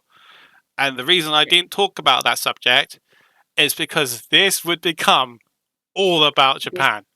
yeah, we would have, yeah, no, But we would have been maybe, here. maybe a chat for another day. Who Maybe a knows? chat for another day. Special episode. Why not? Let's talk about Why not? experiences, where we've been, all the really cool Yeah, stuff we found. yeah, that'd be fun. It'd be Yeah, good. Yeah, we should do that. yeah. We'll set it up. Anyway, yes, game dev stuff. So I'm going to end the call, switch Alrighty. over. Thank you so much again, and I hope Thank to you. speak again in the future. Yeah, yeah. Talk to you again hopefully soon. Bye bye. Bye, chat. Oh, actually, I'll be right there with you. Bye. Okay, give me a second, guys. I need to turn the webcam back on. And there we have it. Hey, it works! Yeah! There's always that nervous bit like, is it gonna work? And we did. So I hope those of you in the chat found that useful or interesting or an enlightening experience.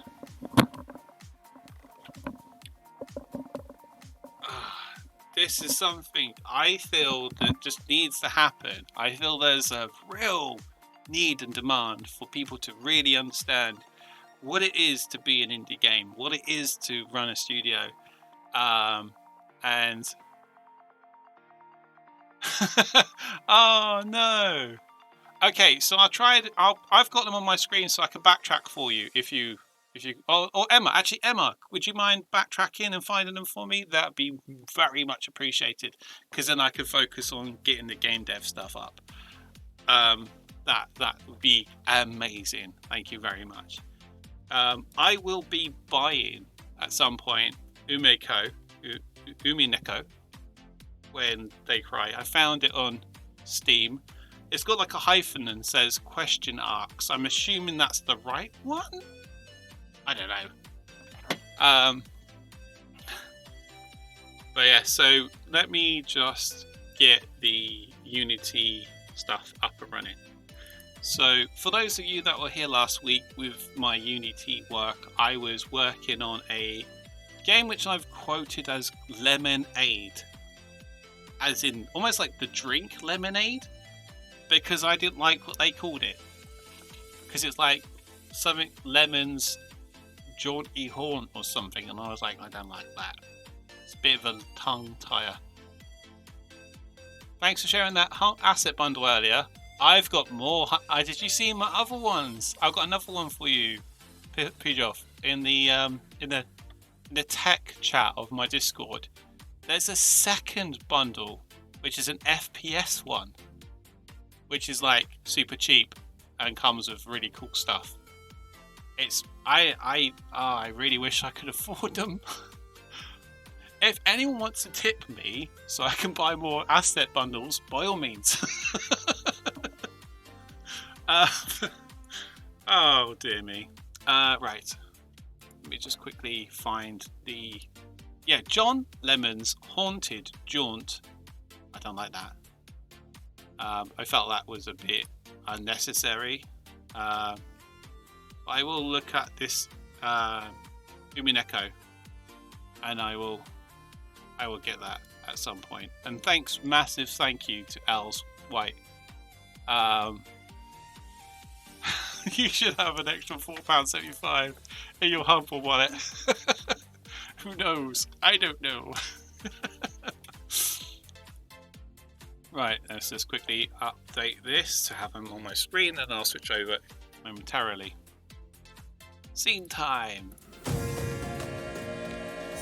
And let's look at sources. Game dev. Donk. There we have it. I'm not signed in. Of course I'm not signed in, because that would just be too goddamn easy. Oh no, I'm in now. Hey! Okay, so we just completed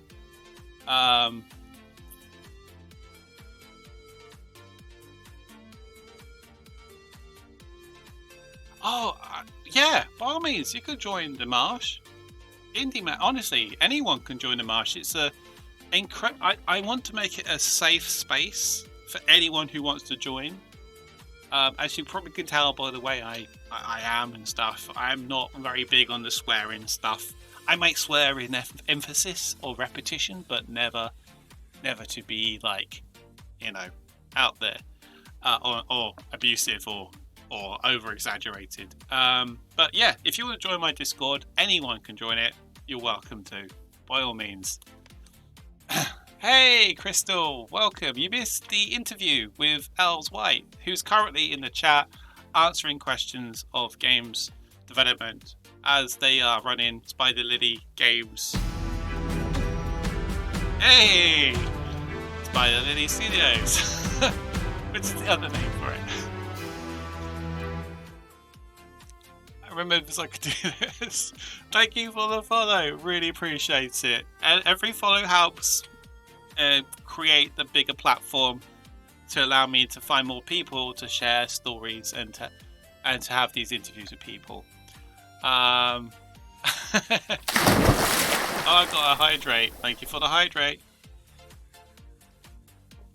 Put it in. There's at the bottom. There's like a game bit, and there's like a indie game hashtag. Stick it in there. I'm gonna rejig it because I feel like I need a special indie dev segment.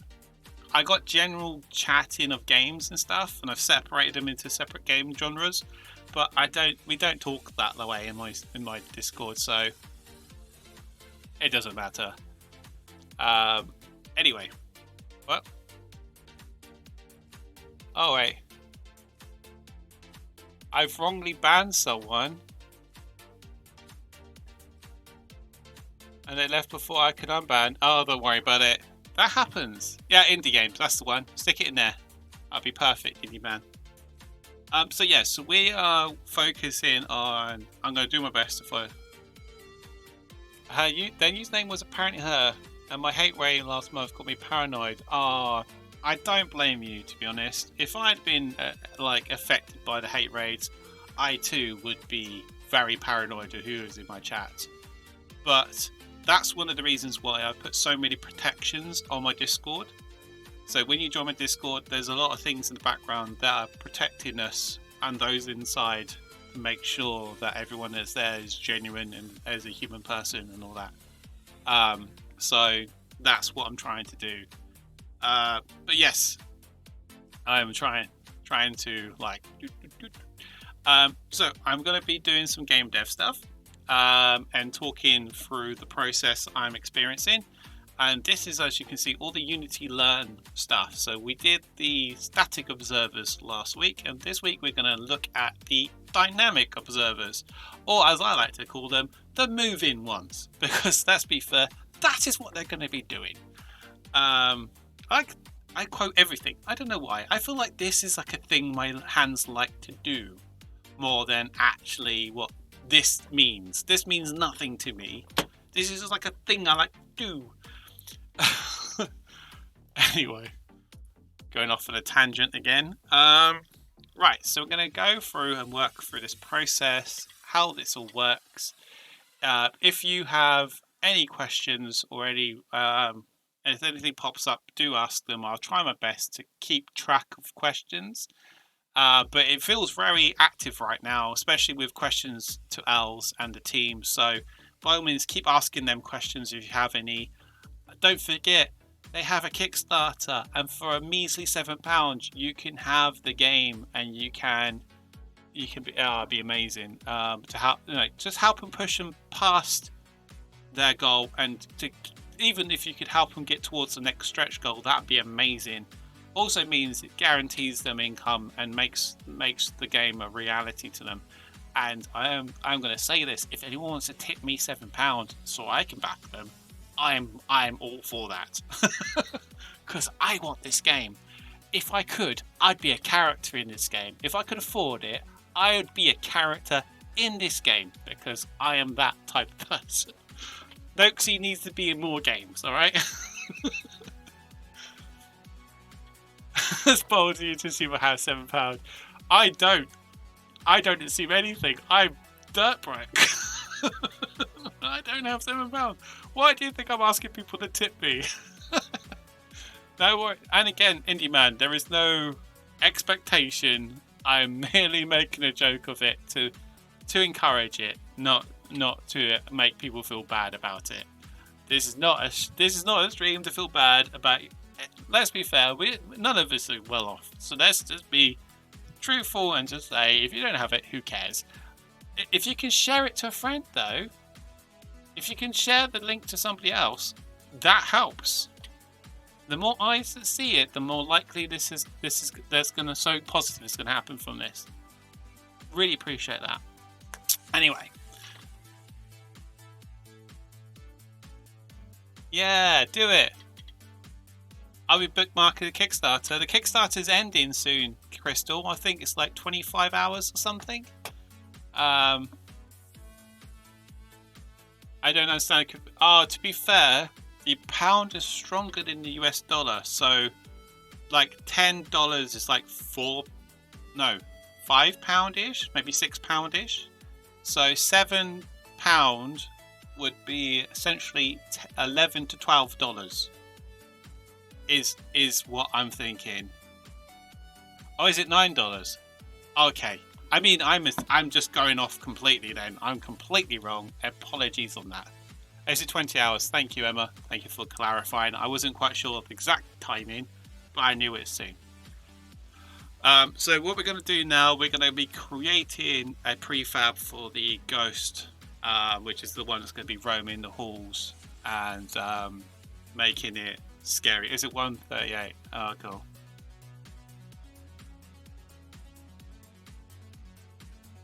I think it's let me set it at a specific point back when I started, but I could be wrong though. Yeah, I think it depends how you pay. I think how it works. It does all convert. It does, yes, you're right. If you sign in from America, it does show the equivalent of what you would likely pay. So it basically says like at the top right, it will say £7, but underneath it in like grayed out text, it will say $9 or something like that. I know this for a fact because I backed something in Austria, I think, and it was dollars, and then it showed me the equivalent. And then I also backed something in Poland once, and that was again changed for me, so I could see what the true costs of it was. But that was many moons ago. Many moons ago. Anyway, going off subject again. Come back to this. So we're going to make this prefab. So we're going to go to the Assets Model Characters folder. Assets Models Characters folder. And there's our ghost. And what we're going to do is drag this ghost into the world. Somewhere. Anywhere.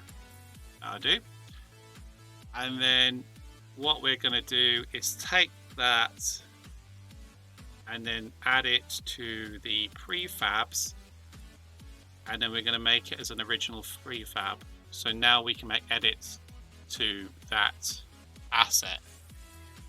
Assuming I remembered correctly, I think I did. Yep, original prefab, that's good. We're now going to animate it. So as before, we went into animations. Here we are. We have ghost walk in and ghost stop by the looks of it. Or I think I stop. It says shower. Oh, okay. We have ghost walk in and ghost shower. Who knew?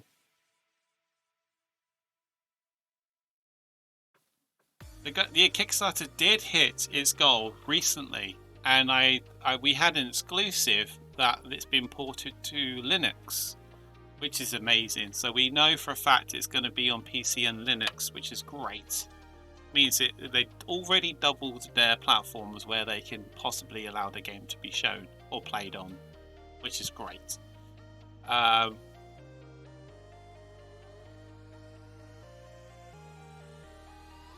Yeah, that's actually a really good point. If anyone wants to reach out on the Discord, you're more than welcome to.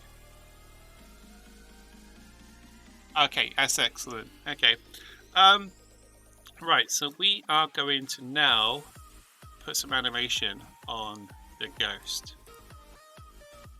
and we do that. I'm just trying to remember how it's all done. Drag and walk to the anime. Okay, yes. Expand the drag the walk animation. That one. Into the animate window.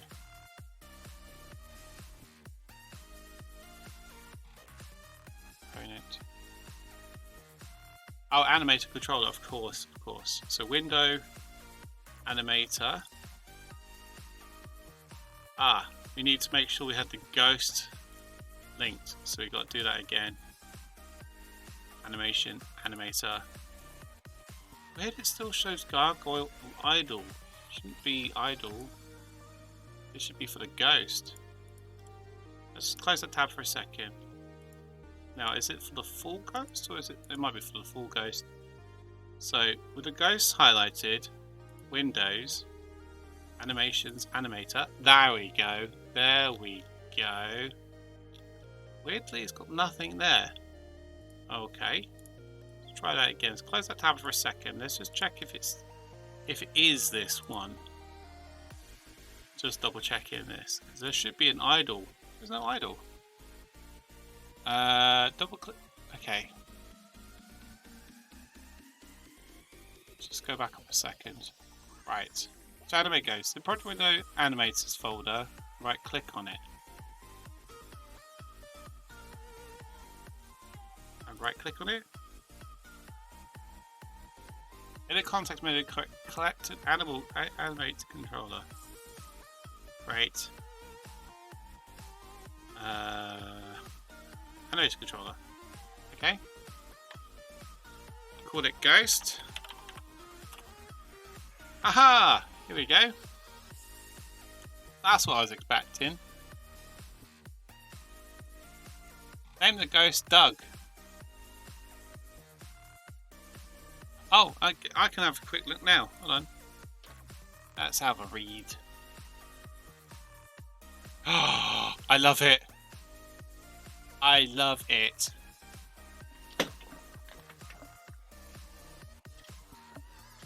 I love the bottle frog. That's incredible. The reason I particularly love it, and there's like multiple reasons why I love it, by the way. The main first reason I love it is because it's the Noxie frog, which is incredible. Secondly, the bottle on its back makes it look like a Bulbasaur, which is my favourite Pokemon, which again, I am absolutely happy about. And when I say it's my favourite Pokemon, I mean literally, it's my favourite Pokemon. I have many, many of these. In fact, I'll show you what. Right, I got a little thing that my wife made me. My wife made me this. Look at it. Look at it. Look how cute it is. Look at it. Look, it's got a little back. It's got a little Bulbasaur. My little Bulbasaur friend. Mwah. I kissed it because it's super cute. Yes, so I am all for that. That is incredible. Thank you very, very much. Animate window. We've already got that open. In the project window, navigate to the okay. Animations. Right. I feel like I've done this wrong. That's Ghost Shower. Oh, okay. No worries. I think that's supposed to go in Animators. I think I'm supposed to make it there. Yes, I was supposed to make it there. It doesn't matter though, because it does exist. And in Animations, we then drag the walk one in, and there we have it.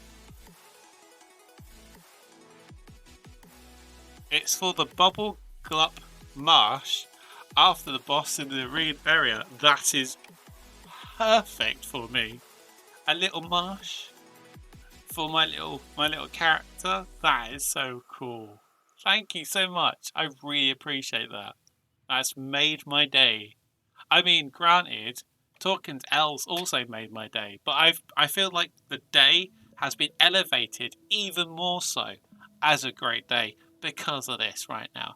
So let's look at the day as like a scale of great. So talking to elves was like proper great. Then on top of that, you stack another one, which is the Froggo. Amazing. Thank you so much. And so I'm already a double amazing day, and I'm gonna start fangirling in a minute probably, and I don't care. Expand walk model asset. Okay, I think that's right. Oh wait, I did already. Apparently I did it without meaning to. Who cares? It worked. There's one unique thing All the water is fizzy in the marsh. That's cool. That is cool. I like fizzy waters. Is the water in the bottle fizzy as well? So it's all bubbly, bubbly, bubbly. Bubble, bubble, bubbles. That'd be cool. See, I want an animated one of that Sprite, and I'm going to have it sat just in the corner with its little bubbled, little bottle bubbling away.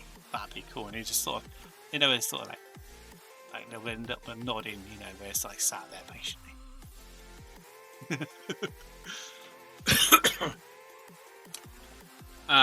Right.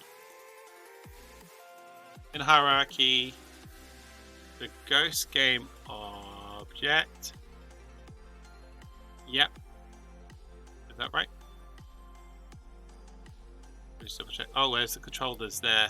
Here we go. We go back to animators and we take ghost, we stick it in there. Nice. Yes, please. Yes, I would love the gift. I would love it. Oh, yes, I would. If you can make the frog wink every now and then. It's like a little cheeky wink. Anyway, I'm asking for too much. I shouldn't be. Right.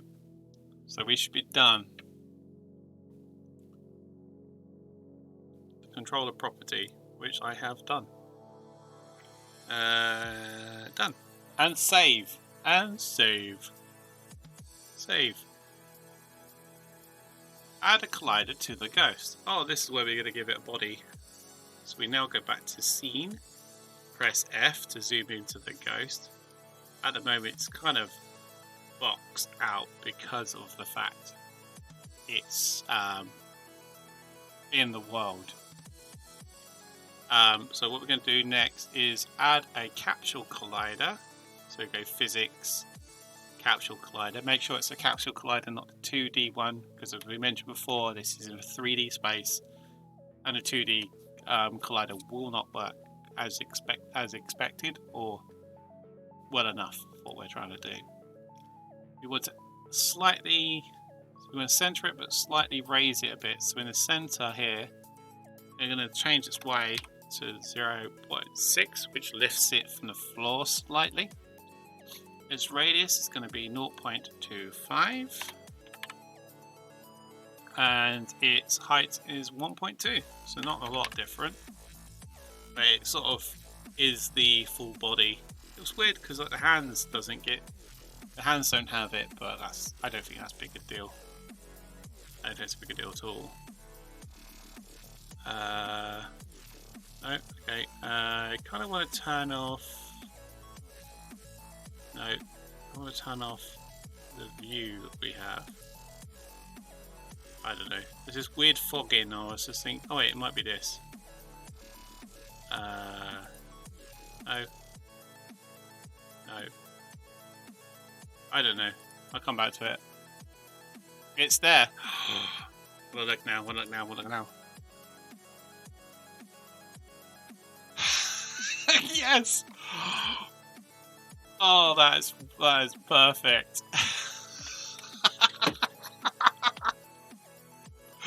Oh, that is so cool. Oh, that is the coolest thing.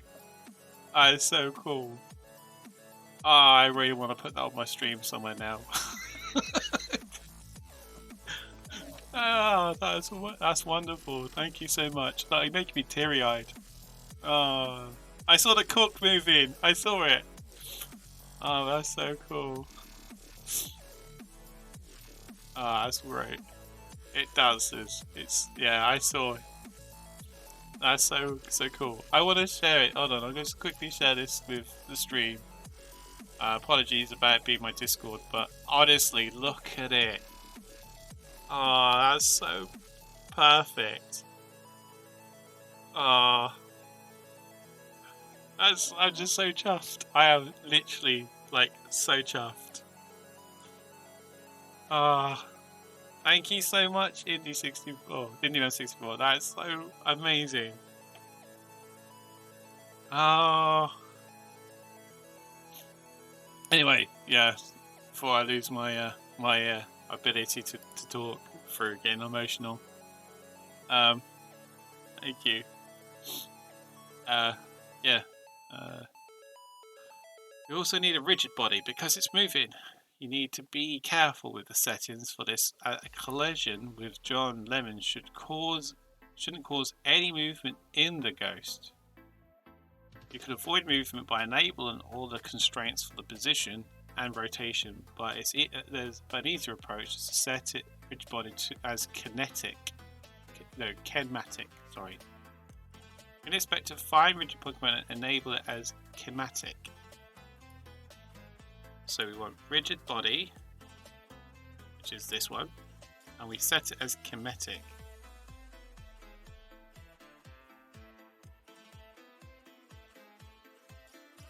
Be right back. Gotta back up. Yeah, save. Wait, save. A kinematic rigid body cannot be affected by external forces such as collisions, but it can still collide with other game objects. The paddle in the game Breakout is a perfect example of the kinematic rigid body. The ball bounces off the paddle, but the paddle is not affected by the bounce. That is so cool. I didn't know that, and now I know how to make that game, should I ever want to make it.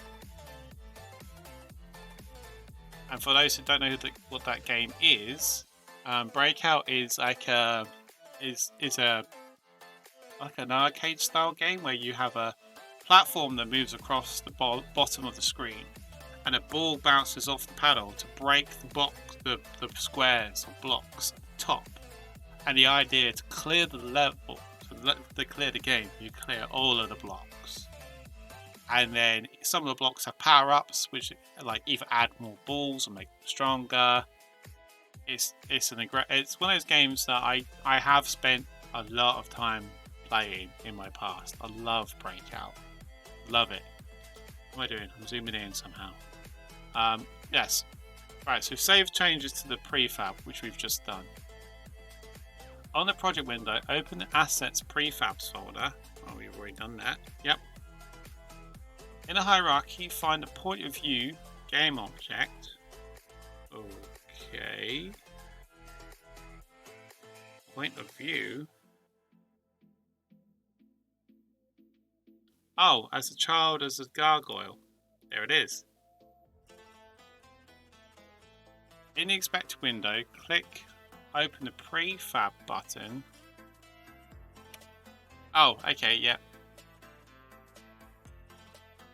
You're going to turn this game object into a prefab, so both the gargoyle and the ghost can reference it. That's cool. Drag the point of view game object window into Assets Prefabs. I didn't know you could do that. That's cool. Aha. Okay, so do it from within here. I see. Cool. You should see that the point of view game object is now blue. Yes, that's correct. Save it. Okay.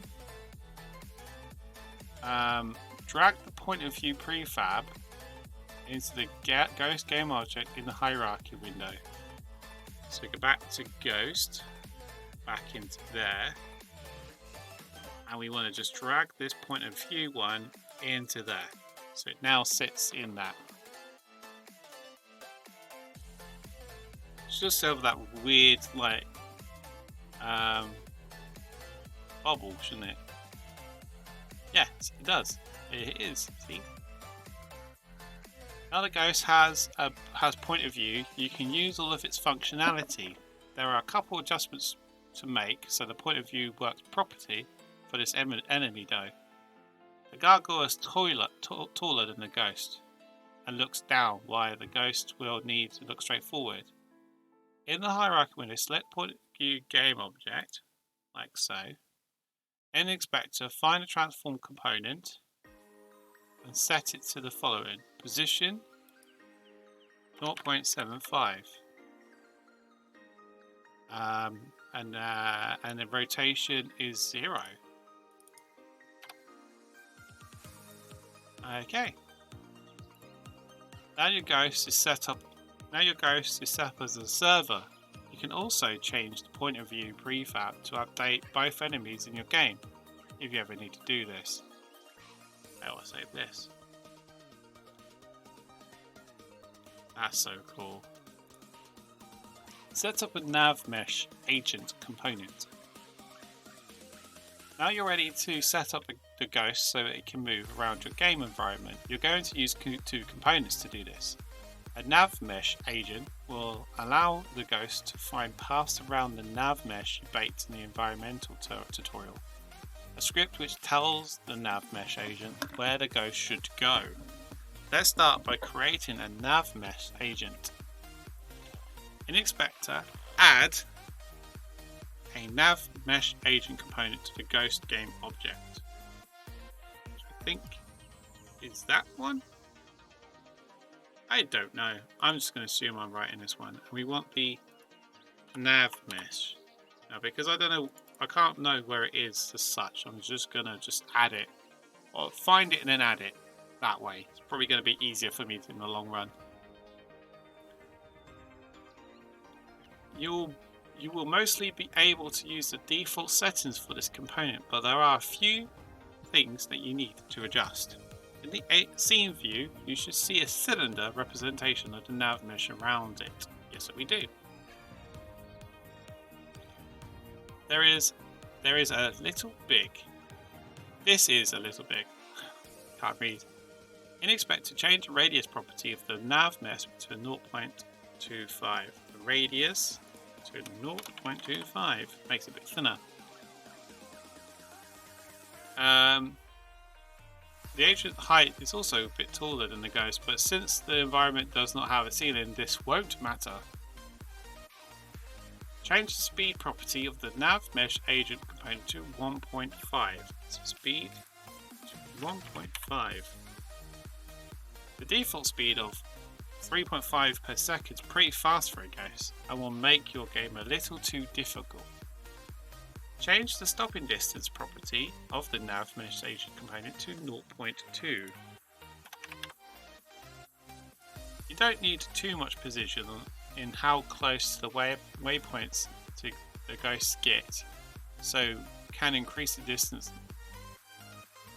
it's able to be from its destination and consider itself arrived. Save your changes. And the nav mesh agent's now set up, but won't do anything by itself. It needs to have its destination set. And to this you need to write a script. Create a new waypoint patrol script. The ghosts in your game are going to move by patrolling in a loop through a collection of waypoints. So it makes sense that we call this script Waypoint Patrol. Don't forget to save your changes as you go. To create a new script, go to the scripts folder, which is off screen because of my head. But believe me, I just went for it. And we right click, create script. And this is going to be called Waypoint Patrol. Waypoint Patrol. Assuming I got that right. Yep. Cool. And we're going to double click to open for editing. And for editing we're using Visual Studios as per usual. And this is where we start. I'll do it later. Hey, can I ask a question? You certainly can ask as many questions as you want. I will wait for you. Well, I will update later. What's the question in Demand 64? I shall take a drink while I wait for the question. Actually, I can just carry on for a bit until you ask the question, I suppose. Ooh. You're going to need both start and update methods in the script. Is keyboard controls required for PC games? No, they are not. They are not required as such. It may be useful to have them for ease of going through UI or through menu systems, but typically speaking, unless you have something like a first-person shooter which requires accuracy on hitting something, typically you don't need keyboard controls. What you could do is define the axes as readable required input from, let's say, Unity or Unreal, for example, and solely use controllers. It's just keyboards just to allow people to use, for example, WASD to move something around. I mean, it's one of those questions. The question is are keyboards controlled required for a PC game? No, it's not required. Is it useful? Is it something? Is it something that is going to benefit users? Yes. It really depends on your game, though. If you want the game to be played by controller only, you need people to know that. But then it depends what you're making it for. Because, like, for example, any game on an Xbox does not require a keyboard. Yet, Xbox for Windows has the same games that do have keyboard input. And people use it because some people like to have the ability to move using the standard WASD controls, for example, and spacebar and all that. Some people like to play games like that. But typically speaking, the question being, is it required? I'd argue not really, but to make it more, what's the word? To increase the user base, I'd say yes. But it's not required. It's a thing that makes it more accessible. There you go. For accessibility, I say yes. Required, no. It's one of those things. It's like a weird thing, but that's how I would put it. Hopefully that makes sense. But that's my opinion. You don't have to believe my opinion. That's just an opinion. That's just how I see the world.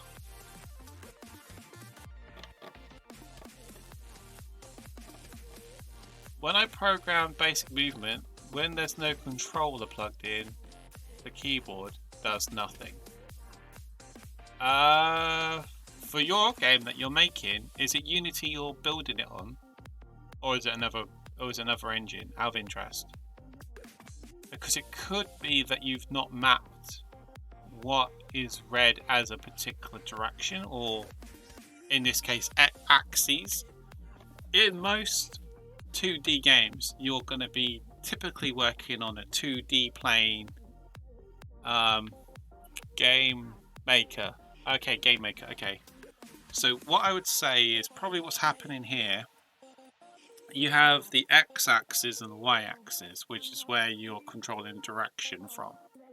Now, you may have mapped it so that it's reading the x-axis and the y-axis as an input.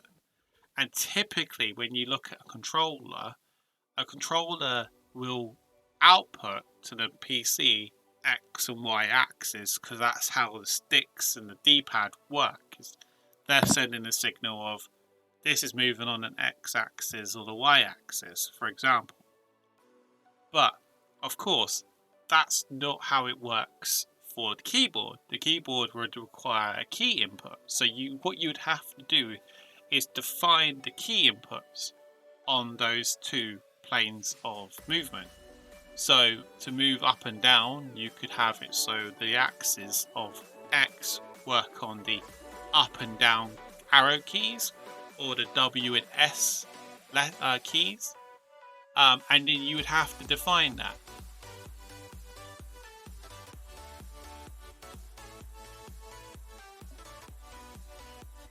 Oh wait, I wrote an if statement for movement based on what input you have instead of, or I put an. Sorry, I'm not entirely sure that statement there is, but I'm assuming that whatever I've said just flagged something for you to fix. I'm hoping that was helpful. I don't know for sure. But hey, just while we're just chatting generally, what did you think of that amazing interview and chat with Els just now. Wasn't that really good? I was super happy with that. And they are really good at like talking about this. It was such a I've often said that indies typically are the nicest people I've ever worked with or ever met. The creative types, those types of people that have the spirit and heart of indie. I've never met many people that have had issues. I have met people that have had issues and have not been very forthcoming, but those people exist in every place, so you can't get away from them. You just gotta know who they are and how to deal with them. Basically, right, only move if keyboard or controller instead of work with either. There we go. There it is. Yeah, that's the one. When it sees an input, work with it. Nothing else. Yeah. You can put a statement in there that when it reads an input, it switches to the input you're using. I don't know how it works. I just know it exists. Basically, if you're using keyboard and decide, actually, I want to use a controller. The moment you move the controller, it switches the input choice.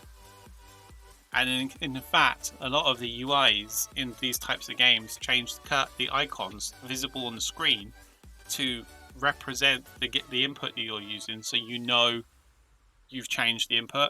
Like, for example, one game I played recently, which was GTA 5. It basically just switches depending on what input you choose. No, that's what I fixed. There we go. There we go. I'm just saying that you can do that if you so wish.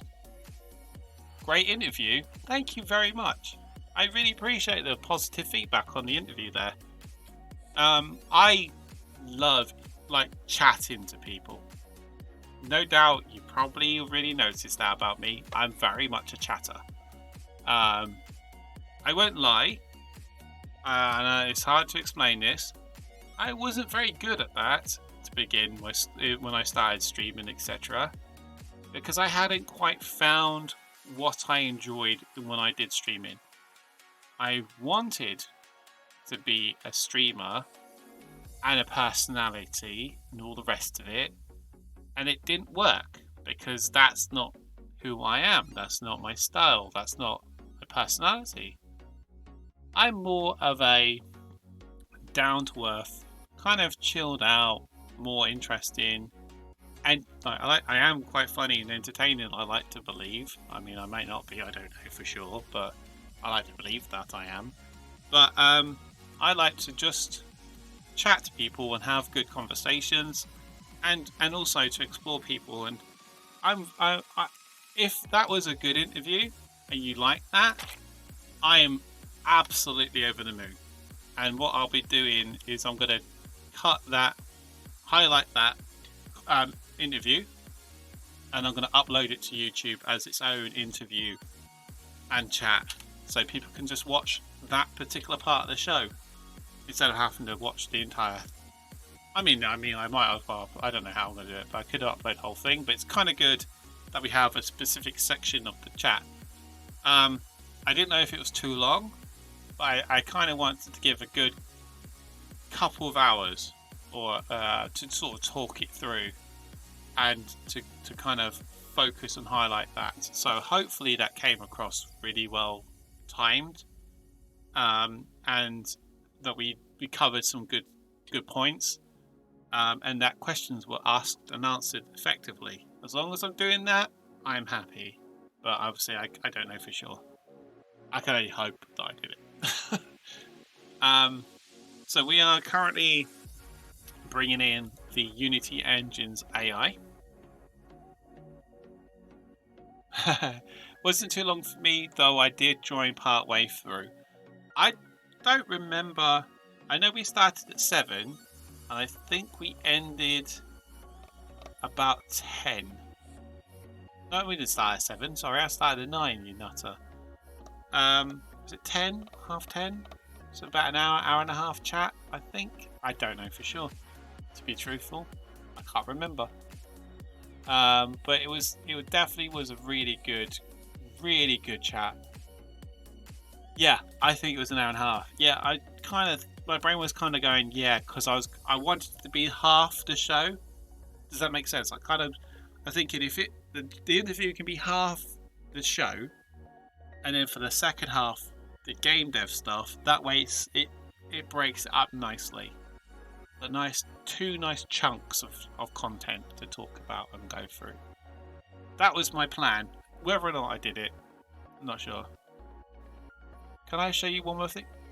Indie Man, allow me to explain this in a way that I feel needs to be explained. You do not need my permission to show me stuff in Discord. The point of Discord is for you to show stuff to the community freely. I will see it, and I will react to it, of course, but you do not need my permission. Share what you want. There are relevant locations and places to share your interests and stuff you want to talk about. You can talk about what you want there. Anything. No, as long as you're not like crass or objectively mean to anyone, we're all good. And yeah, you don't need my permission. Just share it with us.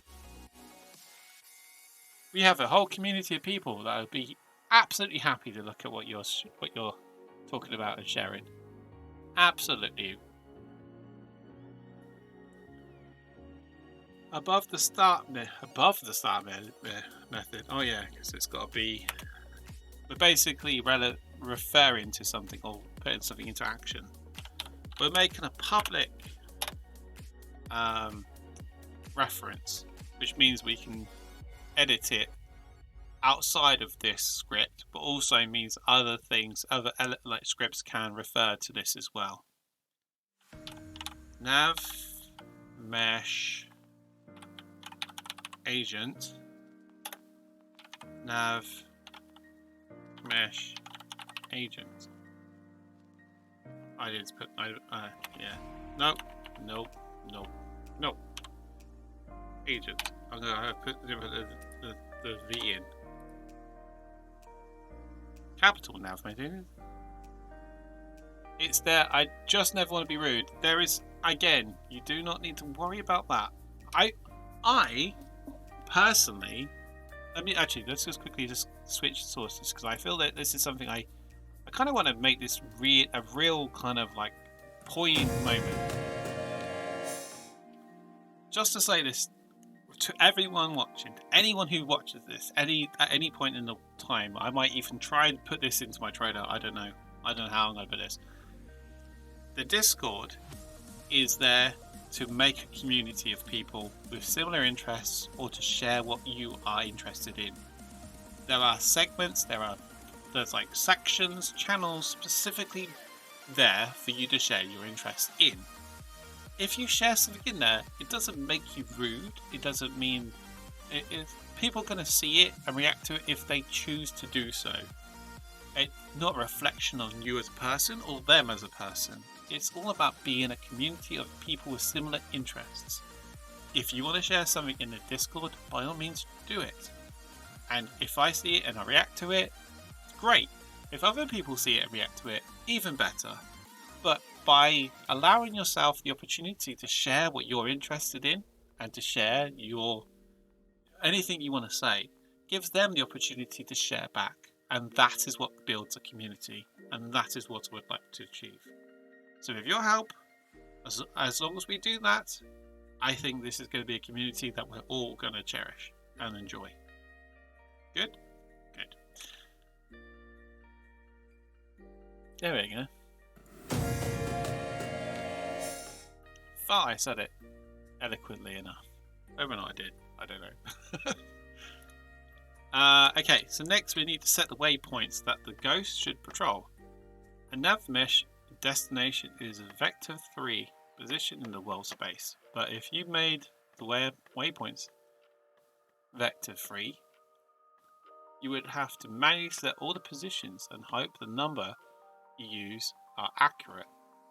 Instead, it makes sense to have a collection of empty game objects and use their positions as the waypoints. I didn't think of that.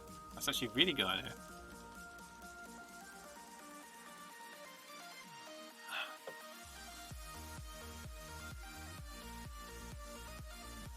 These game objects can be moved around the scene more easily, making any changes you want to make much more simple. Rather than having references to a collection of game objects though, you can have their references to their transform components. You could simply have several public transform variables and then set each one separately in the inspector window, but this doesn't allow much flexibility in how many waypoints each ghost can have. Instead, use something similar, something called an array. An array is a basic collection of variables that exist together. They are defined using square brackets. Add the following line just below the nav mess agent variable declaration. Okay. Public, again, transform, and then square brackets. Oh no, square brackets. There we go. Waypoints.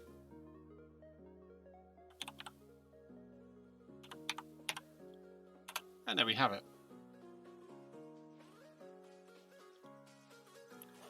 This line of code is declaring a public variable called waypoints, which is an array of transforms.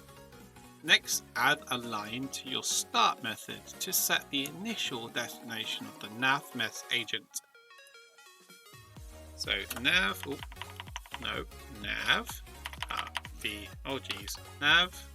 mess agent dot set destination brackets waypoints and in square brackets 0 dot position, and then we end the sentence with this. We then mark that as complete. How do arrays work? Let's explore this to understand a little more about how arrays work. Why put two L's? Your line of code is calling the set destination method of your nav mess agent component. It takes vector3 as a parameter, and so you are using the position property for the first waypoint transform in the array. The individual things that make up the array are called elements. Individual elements in an array are assessed using the index in the square brackets. Think of the index as the number of elements you need to skip over from start of the array to get the element you want. You don't need to skip over any elements to access the first element, so its index is 0. I mean, okay. No idea what that means. I know we tried to explain it, but I suppose I'm more of a learn by seeing it or doing it than a learn by reading it. Let's carry on adding to your script. Your ghost needs to move on to the next waypoint when it reaches the last one it had set as its destination. The easiest way to track which waypoint is next is by storing the current index of the waypoint array.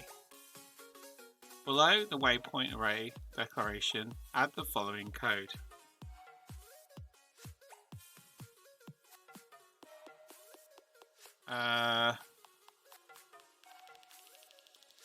Waypoint array declaration. Where's the waypoint array declaration?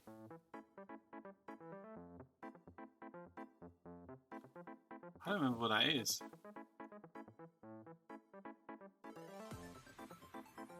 Oh. It's this one. It's this one. Okay. So under this, we'll write in integer m underscore current waypoint index. And next, let's move on to the update. Is it going smoothly? Yeah, I think it is. I think there's bits and pieces that I need to pick up on, but I'm getting there, I think. Takes me a lot to remember. Yes, I think we're getting there. Slowly but surely.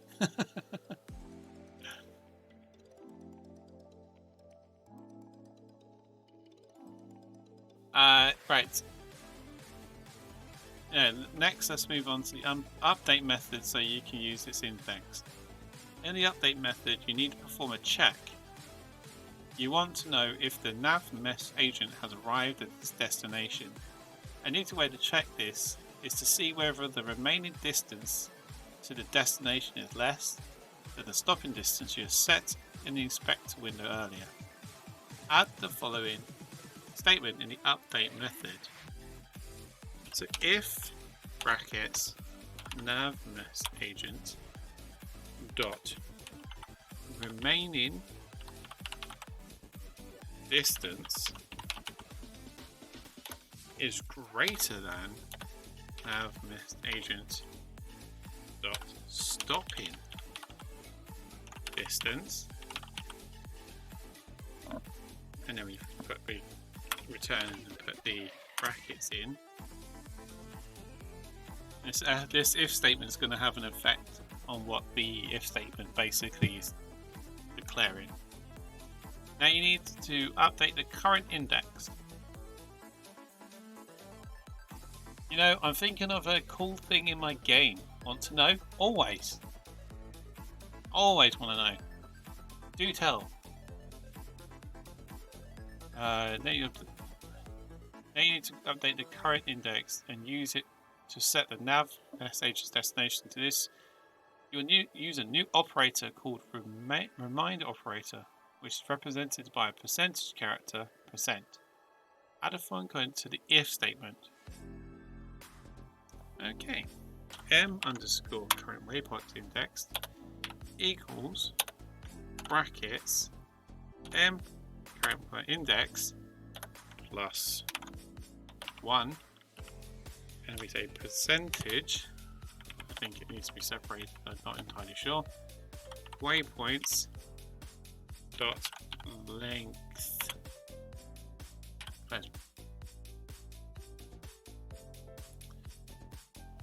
That's quite cool. The remainder operator takes whatever is left, whatever is to its left, and divide it by whatever is to its right, and it returns the remainder.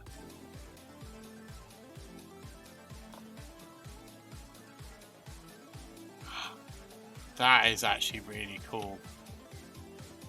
I love that kind of thing. Where like you can have an impact on the real world by going back in time. So let's say, for example, in the real world example would be the dodo. The dodo got extinct, and the idea would be to go back in time to prevent that, and then coming back to the real time, seeing the changes to the world that have been caused by this animal not going extinct. Of course, it'd be quite interesting, in fact, if by doing that action you only delay the inevitable and you return and they're still extinct, but the time it's taken them to get extinct extends. I need to figure out later, because there's one more thing. Alright, what is the one more thing? The area from the past will appear in the present. Yes. So essentially what you're doing is you're making the world you're existing in almost like the change in its presentation. In essence, you're moving into a new scene that appears to be in the previous one, if that makes sense, or the past one. So whatever is the right, for example, 3 divided by 4 over 10, 3. Yeah, okay. The code is saying add 1 to the current index, but if the increment puts the index equal to the number of elements, this is where language and me just don't get on. This paragraph here just makes my brain hurt. I'll try and say it again so it makes sense, but it does make my brain hurt. The code is saying add 1 to the current index, but if that increment puts the index equal to the number of elements in the waypoints array, then instead set it to 0. Man, it would be set to 0 in this circumstance because the remainder when divided any number by itself is 0. You see the plot. Okay, hold on. The area from the past will appear in the present. You see the plot was these 2 species went to war and destroyed everything, but you go back to stop the war and history changes where they have never went extinct. Yes, I understand. Yes, I get that. Yeah, okay. What would be quite interesting, and I don't know how you would represent this in a artistic form, but let's say, for example, you go to a planet and the planet has had a war and a body of or a species on that world has been extinct due to this war, which is essentially what you're saying here. You go back in time and you prevent the war from ever happening, and in essence stopping that species from going extinct. You then go back to the present world, and that species now exists, coexisting with the previous species. It'd be quite cool to see some element of environmental impact or world impact because of that species never going extinct, and in essence showing the world has been affected in a positive / negative way, maybe even equally so, to the world environment. So not only does the species now re-exist, but the impact the world. Oh, that's easy. Yeah, but what I'm saying is that's the type of story that would naturally. Do you think that something that doesn't exist now continue to exist? It would have some ecological impact in some way, because the very fact of it going extinct means it's not having any further impact to the world. But then it not going extinct would therefore also continue to have an impact. I know it's complicated to say, I understand that wholeheartedly, but hopefully I'm making myself clear. Right, as we were. Now that you have incremented the index and looped it back to 0 when necessary, you need to use it. Add the following below the indexed increment. So I'm assuming it's under this. I hope so. Nav mesh agent dot set destination brackets waypoints, and in squares we want to put m underscore current index dot position and end that. Well, these are beings of fire and ice, so when they went to war it ruined an area into scorched earth. But after they live, it becomes a beautiful field. So, in essence, the ice beings are the ones that have been extinct. So there's no ice. So now the ice has continued. That is what's caused the field to no longer be scorched. I'd be interested to see if there would be also an area that is now frozen because of their continued existence. Because obviously, if the world... Oh no, they both died. Oh, I see. So it wouldn't be scorched then, would it? If they both died, they wouldn't be scorched earth. It would be not scorched. It would be more almost like desert. It'd be more like a desert, wouldn't it? It'd be more desolate. So it wouldn't be scorched and stuff because there'd be nothing to burn it as such. There'd be no... If the fire and ice beings are not there, it wouldn't scorch the world. It would just mean that the ecosystem created by those beings doesn't exist. And so it would be desolate. It would be like a desert, or it'd be like the foliage and the fauna that survives would be kind of like harsh surviving plants and life and creatures.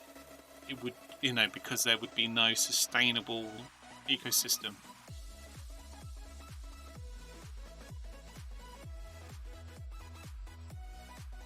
Yeah. So washed and sunk away. Yeah. You wouldn't have an ecosystem because it wouldn't exist anymore. I would say. Obviously, you'd have to write some kind of law around that, how it kind of existed to begin with, and then how it kind of changed. And now, of course, now that the narrative is gone, that they've returned, how that's the history of the world has been kind of changed and kind of revitalized because of this. That'd be interesting. Scripture look like this. Yes, it does. It looks exactly like that. That is an encouraging start. Save the script and return to Unity Editor. Nice. And we should have... Oh, Unity go. We have 0 errors, which is great. So it's good. I would say so. Yes. Oh, are you talking about the game you're explaining, or what's just happened for me? Sorry. So it's good can imply both. And both? Yes. I suppose that would be how I would approach it. Both, yes. Now we need to assign the nav mesh agent reference to the ghost prefab. Ooh. In the hierarchy window, select the ghost game object. Drag the name of the mesh agent component.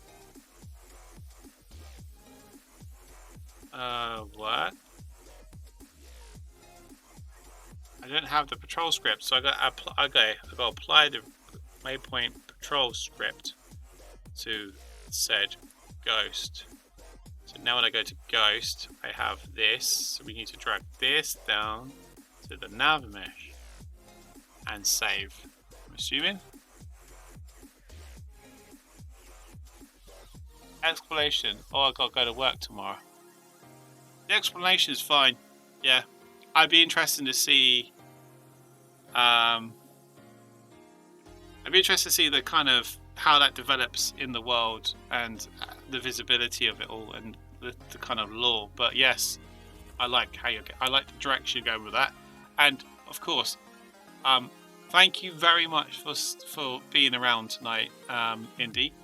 I really appreciate it. Thank you for the questions, and by all means, continue to input and contribute towards the Discord. We welcome you, and I hope you enjoy your time there. And I hope to see you at my next stream. Thank you again for coming along this evening, and I hope you two have a good one as well. Okay, continue on. Save the ghost prefab. Turn to the scene. Let's check that your ghost observer script has references it needs. In the hierarchy, expand the ghost game object and select its point of view child game object. Right, okay. Yes. Oh, he's under the... How's he down there? Let's bring him up. There we go. It's probably what's been wrong all this time. It's been under the world. Yes, let's check the observer script has the references it needs. In the hierarchy, expand the game object. What's that point of view child game object? Done and expand and done. Cool. Drag the John Lemon game object from the hierarchy window into the player field observer transform. Well, I'm not going to do that there. And the reason for that is I'm going to do it here. The reason I'm doing it here is because then it doesn't matter. It'll always refer to it. Oh, it's already got it in there. Ha. Wait, has my changes affected...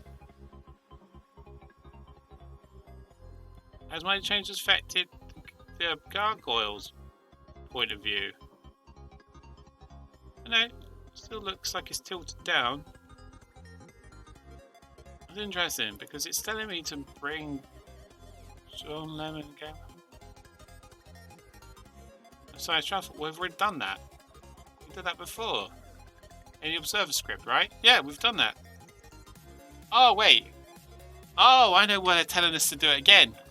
So, okay. So what I did, which is what they didn't tell me to do, is I set the point of view script to the prefab, meaning that it always references the John Lemon transform all the time, right? So if I added more static observers, it doesn't matter where I put them in the world, it will always refer to John Lemon as the game object he wants to look for or at. So because I did it that way and applied the point of view to it as its own prefab, it had that transform allocation already existing in it, and in essence I saved myself very little time but made it easier for myself because I didn't have to do it again. Place ghosts in your scene. Now you're ready to add enemies to your scene. First, create 4 duplicate ghosts and populate the level with moving enemies. Wait, I had to do nothing else? Okay, so in the hierarchy window, collapse and then select the ghost game object. Duplicate the game object by pressing Ctrl and D, and you have 4 copies. We're going to minimize everything. Click on ghost. Duplicate. Oh, and duplicate. And duplicate. So you have 1, 2, and 3, and in essence, 4. First ghost should be moving backwards and forwards near the room John Lemon starts in. The inspector set the position of ghost, named ghost, to minus 5.3 to get this position. Minus 5.3.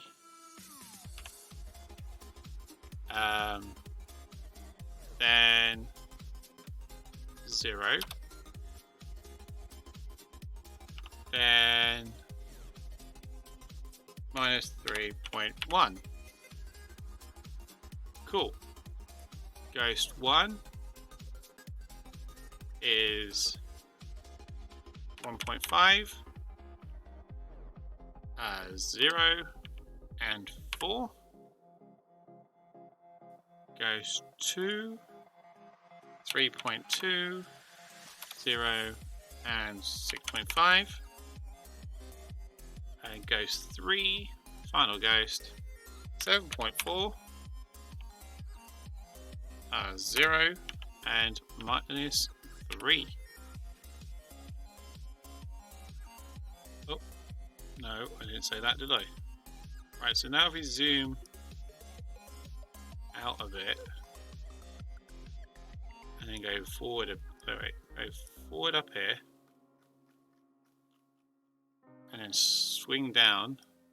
Oh, I nearly got it completely right.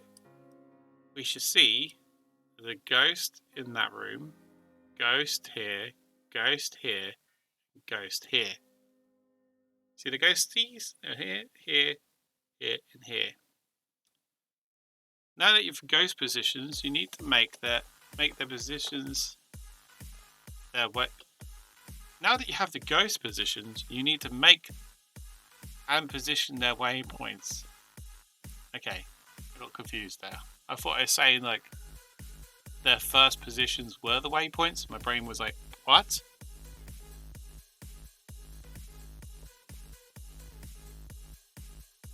So my thought is going to be one of the kitchens is going to probably go around the kitchen maybe and back again or something like that, where it's kind of moving around kitchen table. This one I think is going to go like from that room to this room and back again. This one's going to patrol this corridor, I think, or go up and then left and then back again, because I think that's what these rooms are for, is to hide in, so it walks past us and not sees us.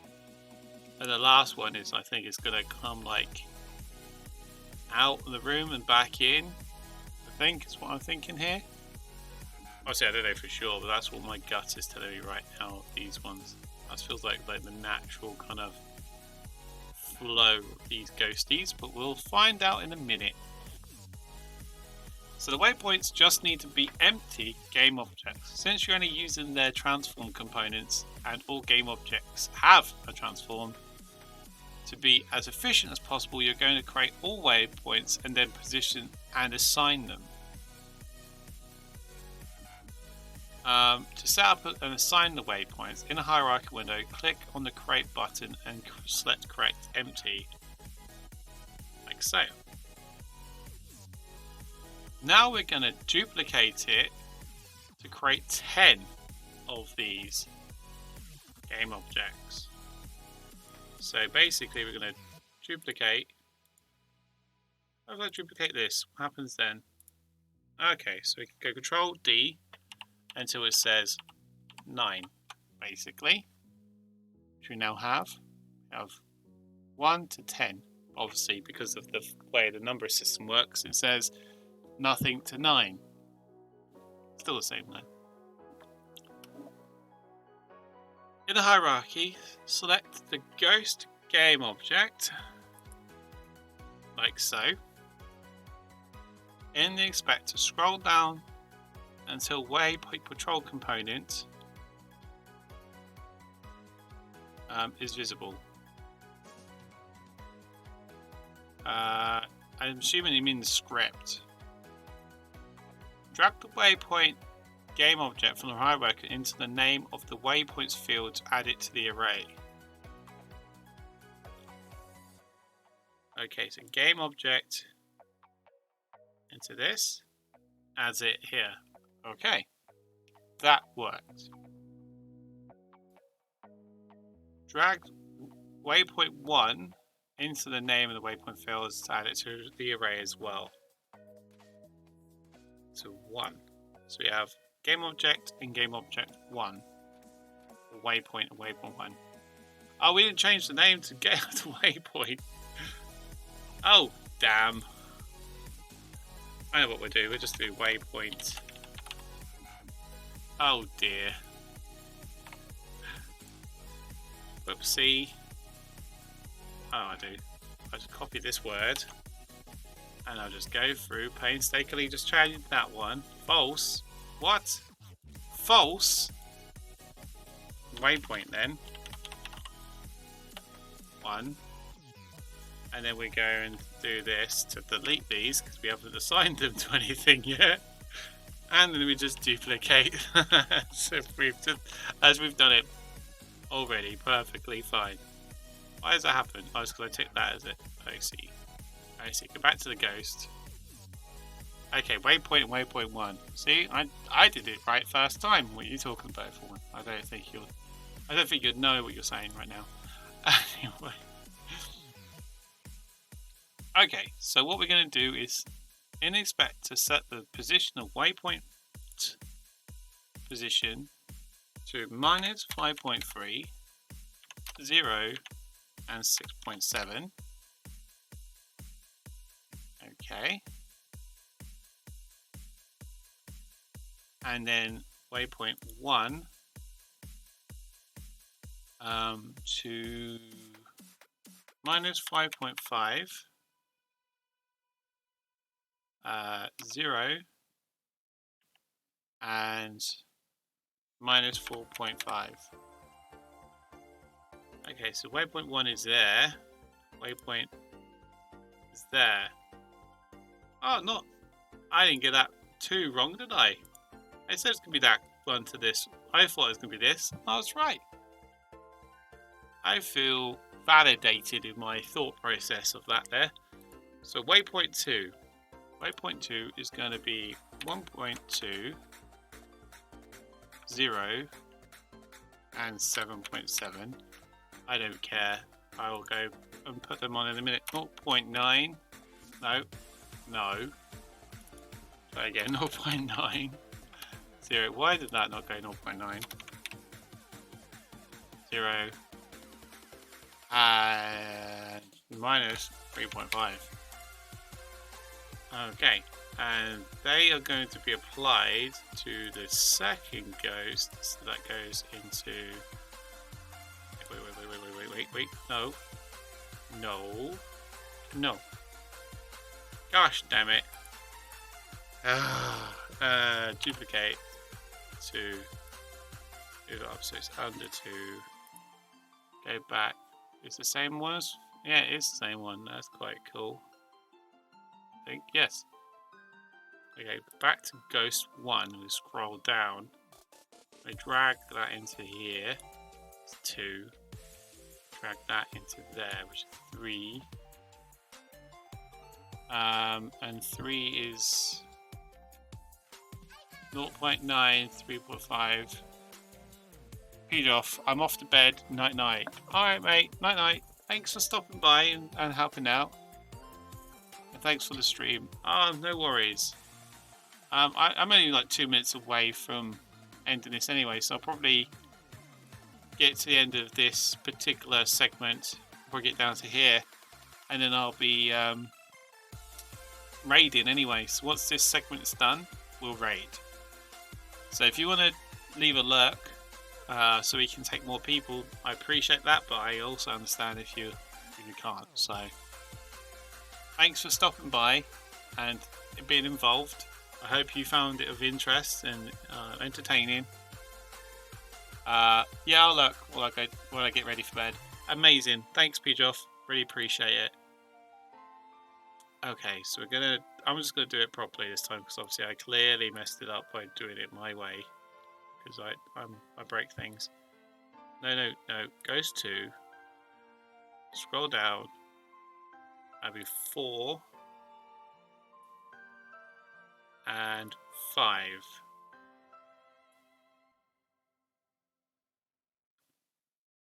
Uh, 4 is... Oh, we're going to 4, 5, 6, and 7 for this one. Oh, I knew it's going to be around this table. Knew it. Okay, so back to Ghost 2. 4 and 5 is already there. This one's 6.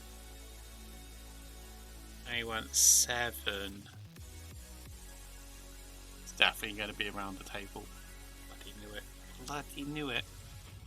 It's the only way you can get in a room and get around there and escape while it sort of ghostly floats around. Okay, so we start with 4, and 4 should be 3.2, 0, and 5.6, and 5 is 3.2 again, 0 and 12.3. 6 is 6.5. Oh, what happened there? No idea. 6.5, 0, 12.3, and 7 is 6.5, 0, and 5.6. So let's go back through them again. So 3.2, 5.6, 3.2, 12.3, 6.5, 12.3, 6.5, 5.6. Perfect. Perfect. And let's save this. And then goes 3.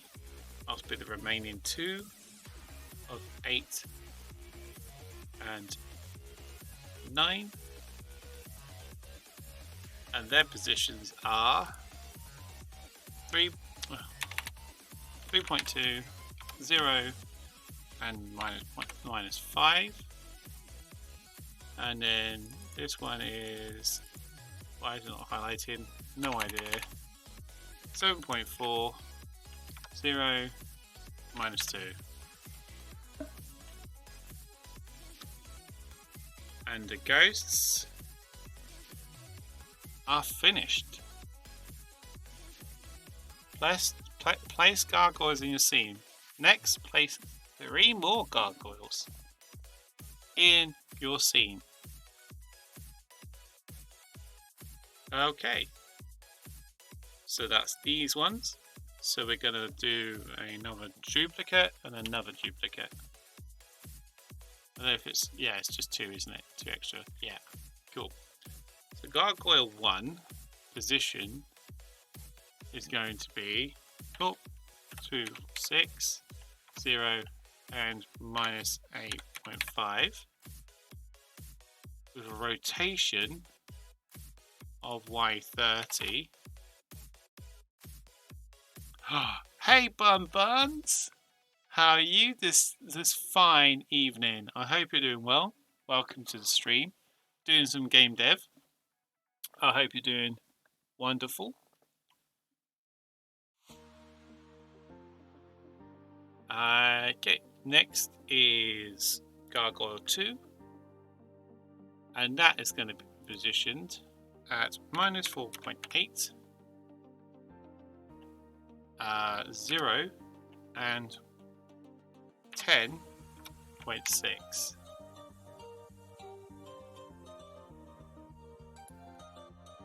Now your level is populated with a range of enemies to make John Lemon's escape more challenging. Now we're going to clean up the hierarchy. One final thing for you to do before you're completely finished with the enemies and their waypoints is to tidy them up. The hierarchy window is currently looking a bit cluttered. The best solution is to create some empty game objects that can act as parents to the enemies and waypoints. This will enable you to expand or collapse them as required, keeping the hierarchy window nice and tidy. In the hierarchy window, create a game object and rename it enemies. So right click, create empty, and this is called enemies. In the inspector, set the position of enemies to 0, 0, 0. This will act as a parent to all the ghosts and gargoyle game objects. Hold the control key and in the hierarchy, click on each of them. When all are selected, drag them into the game object and make it their parent. So we start here, click here, this one, and this one, this one, and this one. And we drag them into enemies. And they're all now under the enemies one. We're no doubt going to create another empty one, which I think we're going to be calling it waypoints. And we're going to follow the same process, but this time, because they're already quite grouped together, we can probably just do that and drag them in and then minimize. And therefore hiding them while keeping everything exactly as it was. And this one, I think it's also going to be 0, 0, oh no, 0, 0, and 0 is what I'm thinking. Have a look. So waypoints, zeros, highlight them all, put them in, done, so, done, excellent, summary.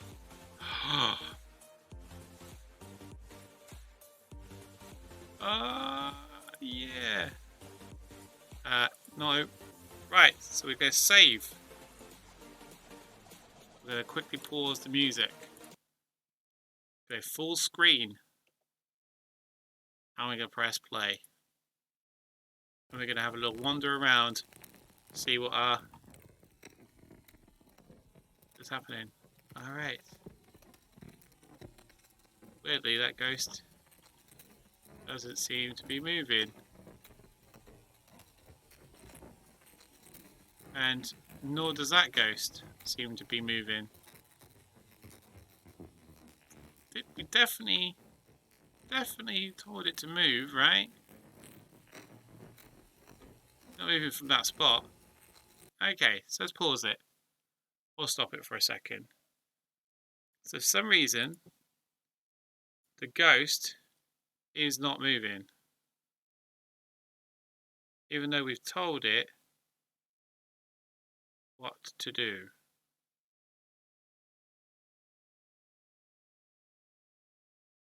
Why is it not moving?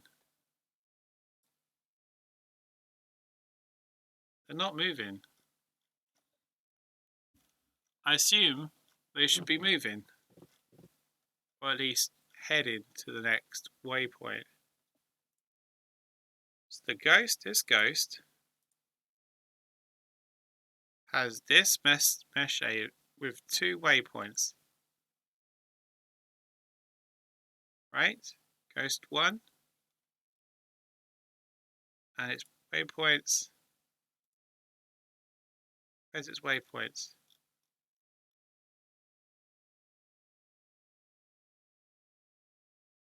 Bun Buns, guess what? Oh, what? I move in a week. Oh, where are you moving to? It's waypoint 1. Wait, what happened? What's happened?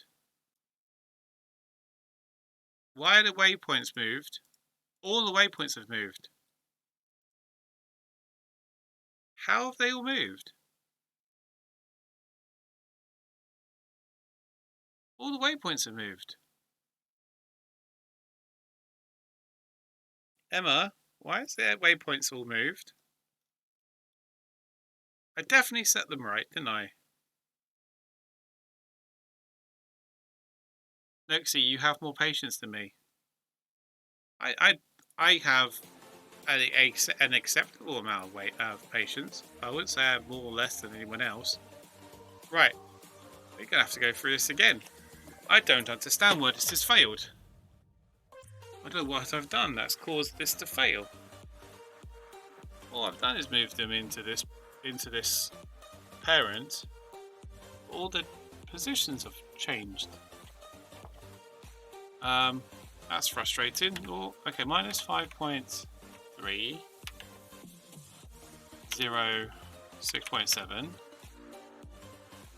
then minus 5.5, 5.5, 0 minus 4.5,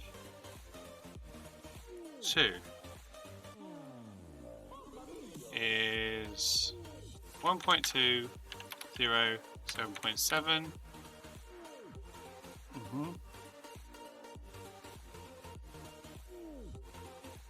3 is 0.9, 0 minus 3.5. Just double check they're all still the same. Yes, yes, yes. 4 is 3.2, 0, 5.6. 5 is 3.2, 0, 12.3. 6 is 6.5, no, 6.5, 0, and 12.3. And 7 is 6.5, 0, 5.6. And waypoint 8 is 3.2, 0 minus 5.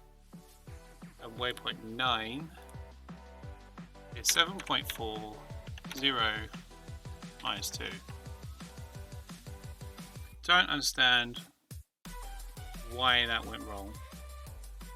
And now I've settled that and saved it. So now they are set. Let's see if the game now will run, because it wasn't seeing the waypoints. They didn't know what to do. Now, play the game. It's moving. Oh no! Gotta wait for that ghost to come back before I can move on. Go! Go! Go! Go! Go! Go! Go! Go! Go! Quick! Quick! Quick! Nice! Nice! Nice! Nice! Oh no! Okay, wait for that ghost to come away. Whoa, careful. Careful. Go. Follow the ghost, follow the ghost, follow the ghost. And quickly get in this room. For the ghost to come back. And go. Careful. Oh no. The ghost go around. Follow the ghost. Follow the ghost, but don't get too close. Don't get too cocky. Make sure they get past that ghost. Yes! Go. Go, go, go, go, go, go, go. Yes! I'm the winner. I win. Right, so ghost 3 is going waypoint 8. Waypoint 9. So it's just in that corner. It's going backwards and forwards in this corner here.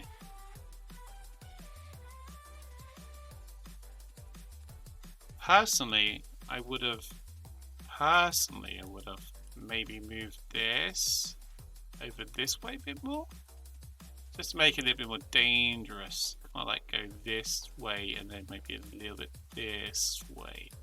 So it can come out of the room, but then goes into the room quite deeply, but then comes out of the room. I think that would be a bit more dangerous. But this is cool. This was cool. Yes, I like that. That was much better. I'm just tweaking ever so slightly. I see what I kind of want to see that one moving by itself, but I have to kind of get over there to see it moving around. So I zoom out, I can zoom in, I can't zoom out. Okay, fine, it's fine. Right, all the waypoints are done though, so that's good. Oh, we did it. There we go. So that's it. That was the completion of the stream for tonight. So just recap of the just recap and talk over and everything else. So let me just go over to just chatting. So we saved the progress, close that. Excellent. I think there's an update. Pardon me, by the way. Didn't mean to burp. It just sort of came out. Didn't mean for that to happen. I feel embarrassed now, but things happen. Yes. Okay, then update. Good. Cool. Updating. Close that in the meantime. So we had an interview today between myself and Els White of Spider Lily Games, or Spider Lily Studios, however way you want to put it. And it was an amazing chat. It was so good. I was so happy with that chat. It was great. Learned loads. Had a bit of insight to indie dev, how indie game studio, especially that they're a small unit, and they've got a Kickstarter right now, which is really cool, called Schrodinger's Cat, which is again something really, really interesting. If you're interested in the campaign, let me just share with you the link, if I can remember what it was. What was the link? I don't remember. I think there was a command, but I can't remember what the command was. Now I'm having issues with my my thing keeps saying false all the time. There we go. So this is the Kickstarter campaign. If you're interested in knowing more about Schrodinger's Cat Girl. Here we go. About cat girls. It was a great chat. We talked about narrative design. We talked about remote working. We talked about conventions and contractor work, producer work, the campaign, how they funded. It's just been really enlightening and really interesting, and it was a wonderful chat. The main the person that runs the Els himself, is in Discord. So if you have any questions, by all means, I'm going to try and put together a specific chat section for that. For that chatability. I don't know what the words are because my brain's not working. But all in all, that was an amazing experience, and I absolutely enjoyed myself. So that was brilliant.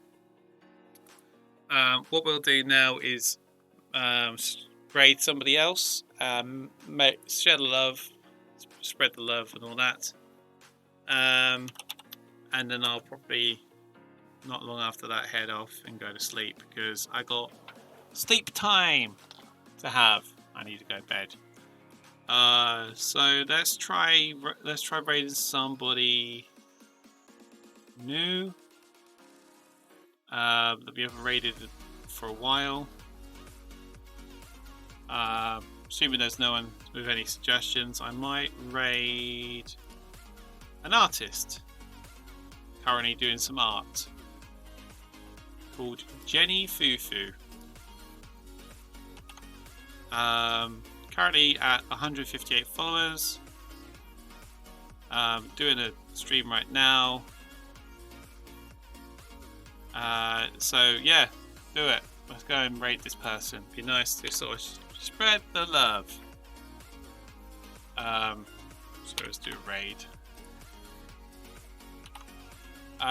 And so thank you very much to every single person that came today, asked questions, got involved. Really appreciate that. Next week we're going to have another person hopefully interviewed and chatted about game dev stuff, and if we can keep that going every week, that'd be amazing. If not, we've got game dev stuff anyway, so if we can't do something, we can always just do game dev. So amazing. Thanks Emma once again, and Pjof for doing the mods, being mods of amazingness today. We made 3 followers. Got 3 followers today. That's a good day, if you ask me. And so let's go and raid. Share somebody up. And thank you. I'm going to switch to the end scene. Stick around for the raid. Thanks once again, and bye bye.